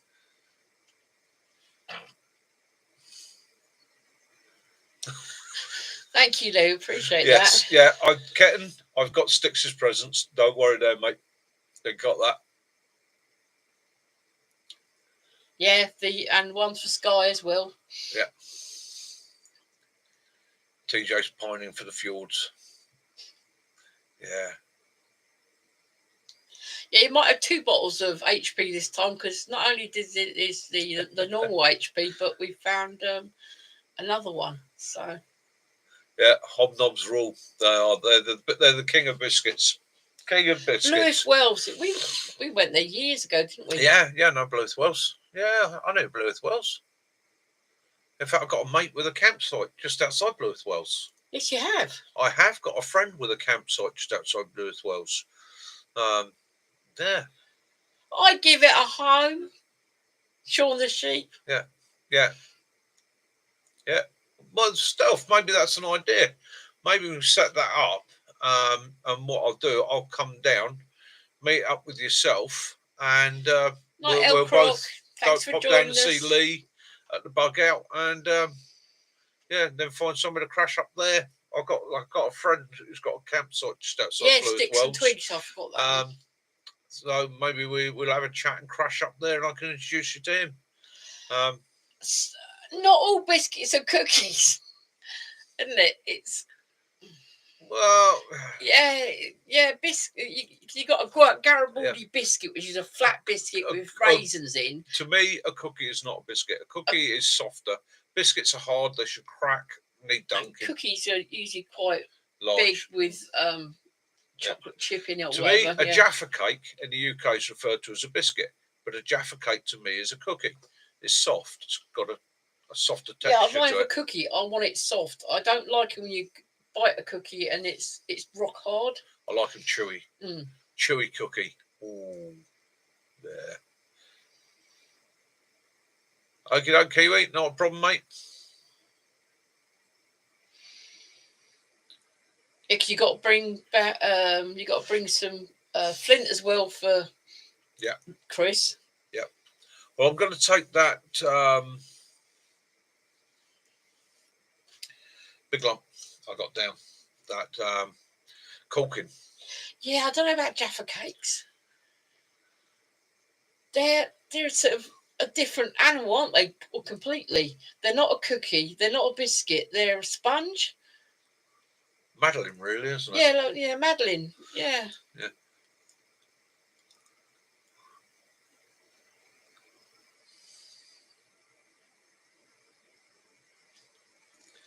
Squirrel launcher sticks. Oh. All squirrel launcher sticks. Oh, John, don't. Even the English can't speak English. You got to remember, the problem with the English language is not one language. It's made up of about 15 different languages and about 30 different dialects. So, in this country that you can travel from one end to the other in a day, there is about 30 different regional dialects. You've got Anglo-Saxon, Norman, French, German, Italian, Roman, Celtic, Gaelic tongues. And then it gets, even for us, it gets confusing. it's, do you know what? It's like people often say to me, when they say to me English language, I've had it recently. Somebody made a comment, learn to speak English. What do you call English? Do you call English? It's like cheddar cheeses. If I want to say somebody speak proper English, then I'm expecting them to speak Welsh, Scottish, Cornish, Brythonic languages, because that's the original tongue of this nation. Although not 90% of people wouldn't get it, whereas Gaelic and so on. Those were the original tongues of this nation. Everything else is a bastardization that's come in and developed over the centuries. So Twinkie. So what do you class Twinkie as over in America? Is that a cake? Is that a cookie? Twinkie is a bloody thing in its own right. I love Twinkies. We now and again get them, but when you think if you go in Sainsbury's, you get like 6 for a $5. Yeah, £5. That's a hell of a lot of money Twinkies. for it. So it'd be what, about $8? Yeah. For 5 Twinkies. Yeah, Twinkies, bloody horrible things. I just not me. I'm sorry if I've offended everyone. It's American, but no, Twinkies. No, you have some fantastic foods out there that I thoroughly enjoy. It's a snack Twinkies cake. is not one of them. Right. I just will not. I won't pay £5 for. Yeah. So English language. It's really it depends where you're from, and your ancestry and history. And unfortunately, it's a daft label because you don't see it in other countries to the same extent. I mean, all right, you go to France, the accent different, or they have different dialect and accent from northern France down to Brittany, down to south France, but pretty much French is French. In Britain, so many different and way different. See, a cupcake. Meanings. We get cupcakes, and our cupcakes are cupcakes, aren't they? Yeah, but I think cupcake just comes from the measurements, doesn't it? That was the original thing. It was like the measurements: 1 cup of flour. Oh, they were made in cups. Oh, made in cups, were they? Oh, right. Yeah. See, we do have cupcakes, but it's confusing for us. So you poor devils from other countries must be really. It's like Lee Mogg said. You can go to Norfolk one day, then go to Cornwall and think you haven't left Norwich. Right. So there you're right, Lee Michael. So there you go. Rural tongues. Okay. Now there we go. This is something that fascinates me. What we call rural English or Old English. Okay. Is the nearest thing you'll get to the tongue that was spoken pretty much pre-Georgian, pre-Victorian in Britain. So when you get to rural English, which is, like you say, you're deep Norfolk, you're deep Cornish, you're deep Hampshire, and as my mum says, when she was a girl in Surrey, once you stepped out of the town, then it was like listening to somebody speaking from Cornwall. They had a proper old West Country style twang on them. But that used to exist nationwide. That was the rural tongue. Kaz's dad, he had a rural twang. He's from Sussex. He was from Sussex. So again, you still see it occasionally. There's bits of Hampshire I can go to, bits of Wiltshire, bits of Dorset. I can go up to Gloucestershire and that, and they've all got that rural Bristol area, rural twang, and they all understand one another. And it's like, I mean, I spent ages trying to explain to somebody what a gobbet was, and things like that, because I grew up in the countryside. So free food, their pockets. What we call gobbets in the West Country is exactly the same thing as somebody in Norfolk. If I turned to him and went, well, I've got a gobbet, he'd be like, I know what you're talking about. Variations on different things like foxes in different parts of the country, and badgers, a brock. Any good countryman's brock for a badger, Charlie for a fox. They'll know exactly what you're talking about. Yeah, it's like me. I don't.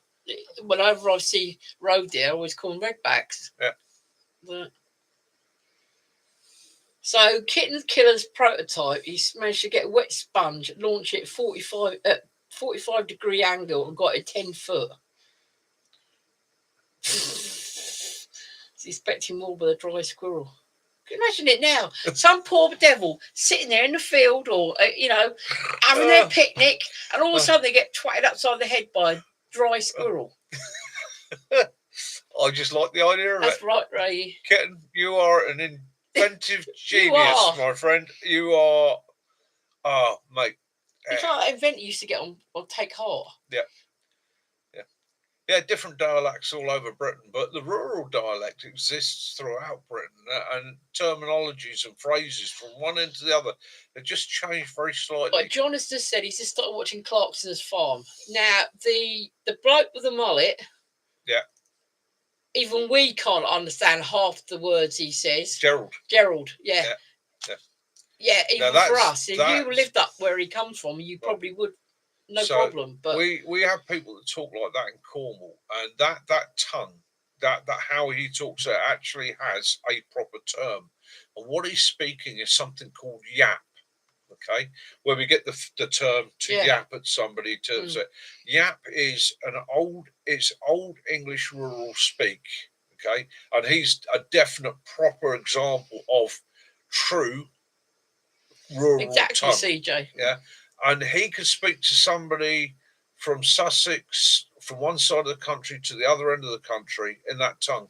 And if they've been brought up deep country, yeah, they get it. They would be able to follow one another without a problem at all.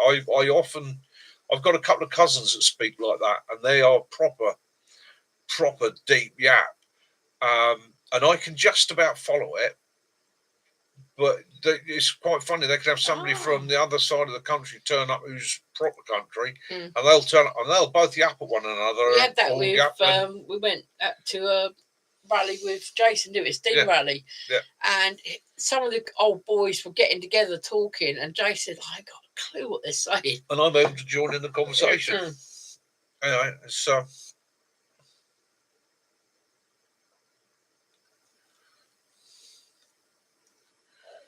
Yeah, yeah, that yap is and Devon yap. Oh blimey! And the further you get into the moors, the deeper it can become. Cody Brown. Yeah, English version of Windhall. Yeah.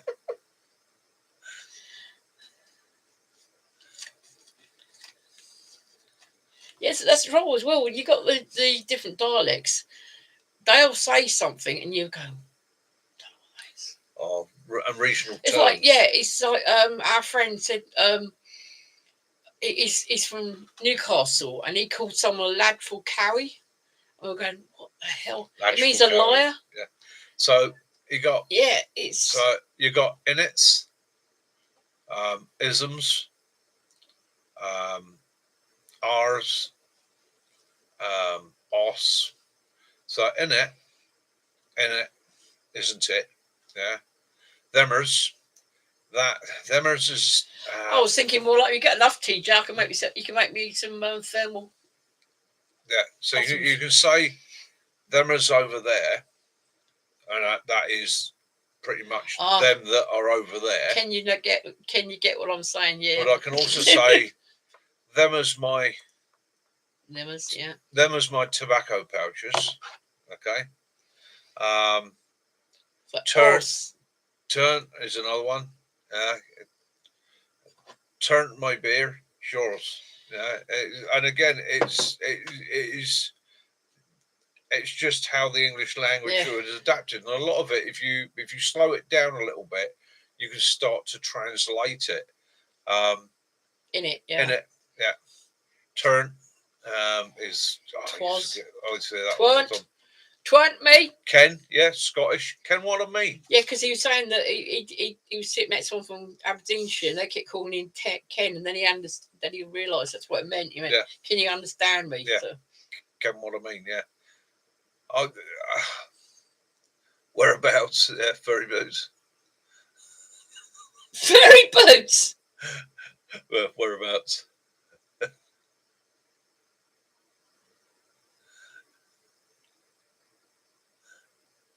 Yeah, us when they mean me in Yorkshire. Yeah. Oh, I've got a friend that they always ends with, "You know what I mean?" Yeah. Every sentence. No, I don't really know what you mean. Just. Again, it's one of the wonderful things about our language is that it has all these little weird wonderful bits and pieces, but we still manage to communicate one way or another. And it's like me talking Scottish people. I've had it, but I'll sit there and they will ask me a question. Do you understand that, Mick? I know what you're saying. And I got that from Bill. Because Bill, you're right, Bill. Hi, I'm all right. And I just picked it up from him. And they all stop dead and look at me, some of them, and go, "You're taking the piss, mate." You go, no, sorry. You got so used to having that conversation with someone every day. Yeah. And it's just the way it went. Yeah, wink is as good as a nudge to a blind man, exactly.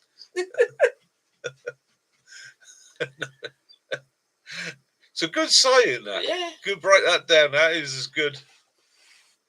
Yeah. Like, yeah. Yeah, because I've got some of my relatives live in Devon. I've got some in Exmouth, some out in the moors as well. Yeah. In Exeter. Place. Anyhow, right, 1 hour and 59 minutes, guys. Sorry, but that's it. We're at the 2 hour barrier. Woo! Ooh, guys. So the next time we speak, will be some. It will be after the camp. Or the camp, or after the camp. It will be after the camp. It's what is Survive the Night podcast. It's got about the week one. It's a reminder for me podcast. It's also reminders of what my goals are over the next. He's got the weights 12 there, weeks. his chest rig and his pack and water and that's basically my goals. What I'm aiming for, and how I intend to do it. And that's me working up to doing 2 30k walks a week. No problem, Owen. Yeah, he's got quite used to the being up in now. Because before he was a real pain, really. But now, he just goes up on the floor. He has a treat. As long as he gets to see everyone at least once. He's got used to it. He's got used to it. Pretty much, he just comes up, crashes out, lets us chat. Cheers, Owen. Thank you very much. Ray, thank you very much, my brother. Stealth, absolutely wonderful, mate. We will be thinking of you at the camp, and I will catch you next Sunday night. I've got it written down. I will send the address for you again. Hey, not a problem. Rooksfoot, Kitten Killer. Yeah, all the best to you, mate. Lee Michael, see you Friday. Can't wait. Good night, all. Have a good week. Have a good bank holiday Monday for those who get to enjoy it. It is bank holiday Monday tomorrow, isn't it? I forgot that. Enjoy your bank holiday Monday tomorrow. So those of you that don't have to, don't go into work. Have a great day tomorrow.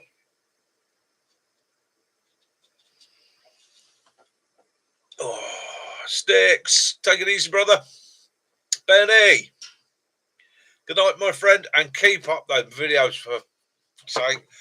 See, I've called it off of you. Did you do that? Yeah, bleep.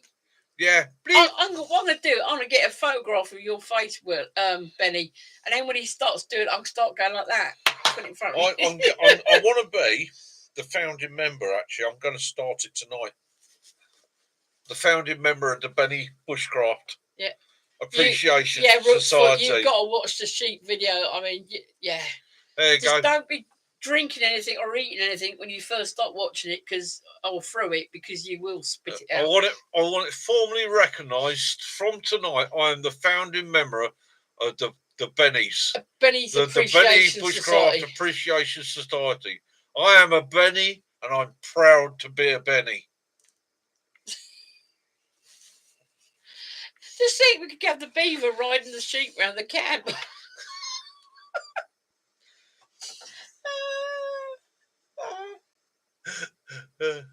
Benny Brigade, yeah. Night all, and enjoy yourself when you go away. Good John, have a great trip, my friend. Have a great trip. We're thinking of you. I will endeavour to get hold of BJ again and see if check these is all right.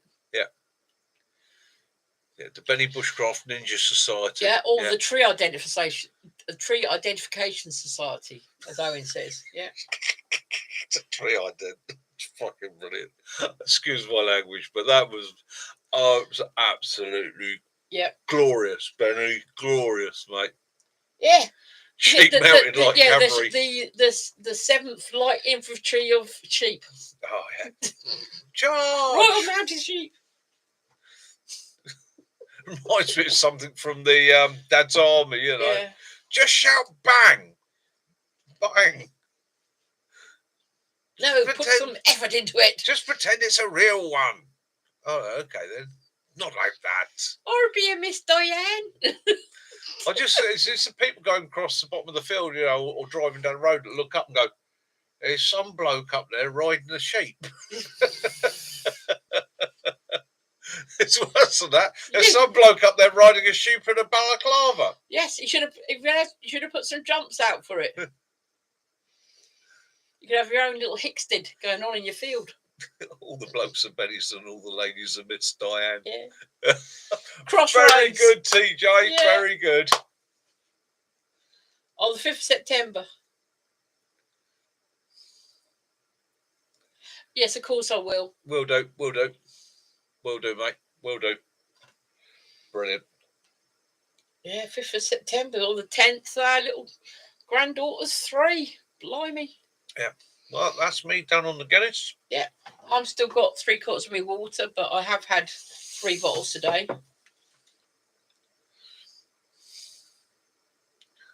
You're just going to make out the sheep. We wouldn't have believed you, Benny. Is that the whole Honestly, I just tripped over it. Full metal sheep. Sheep soldiers instead of dog soldiers. You're going to eat me, aren't you?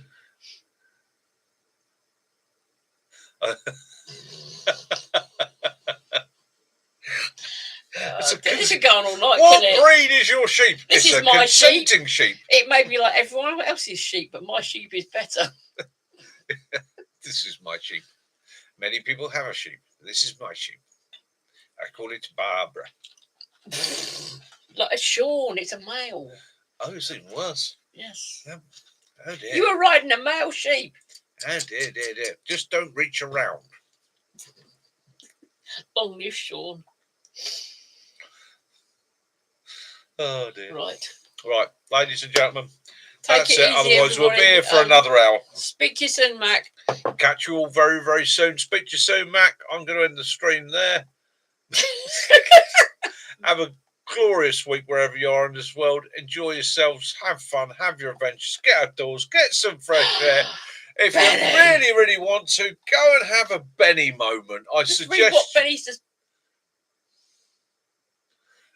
Study, chap. I suggest you all go out and allow yourself a proper Benny moment. Yes, take yourself in the corner and have a good work with yourself. Work with yourself. The Shawshank Redemption. Oh, here we go. I'm right, guys. That's it. Index. We're out of here. Mick is bailing. Take care, guys. Have a lovely week. Love those you don't. Forgive those. No. Love those you do. Forgive those you don't. Peace and light be upon you all. Mickey out.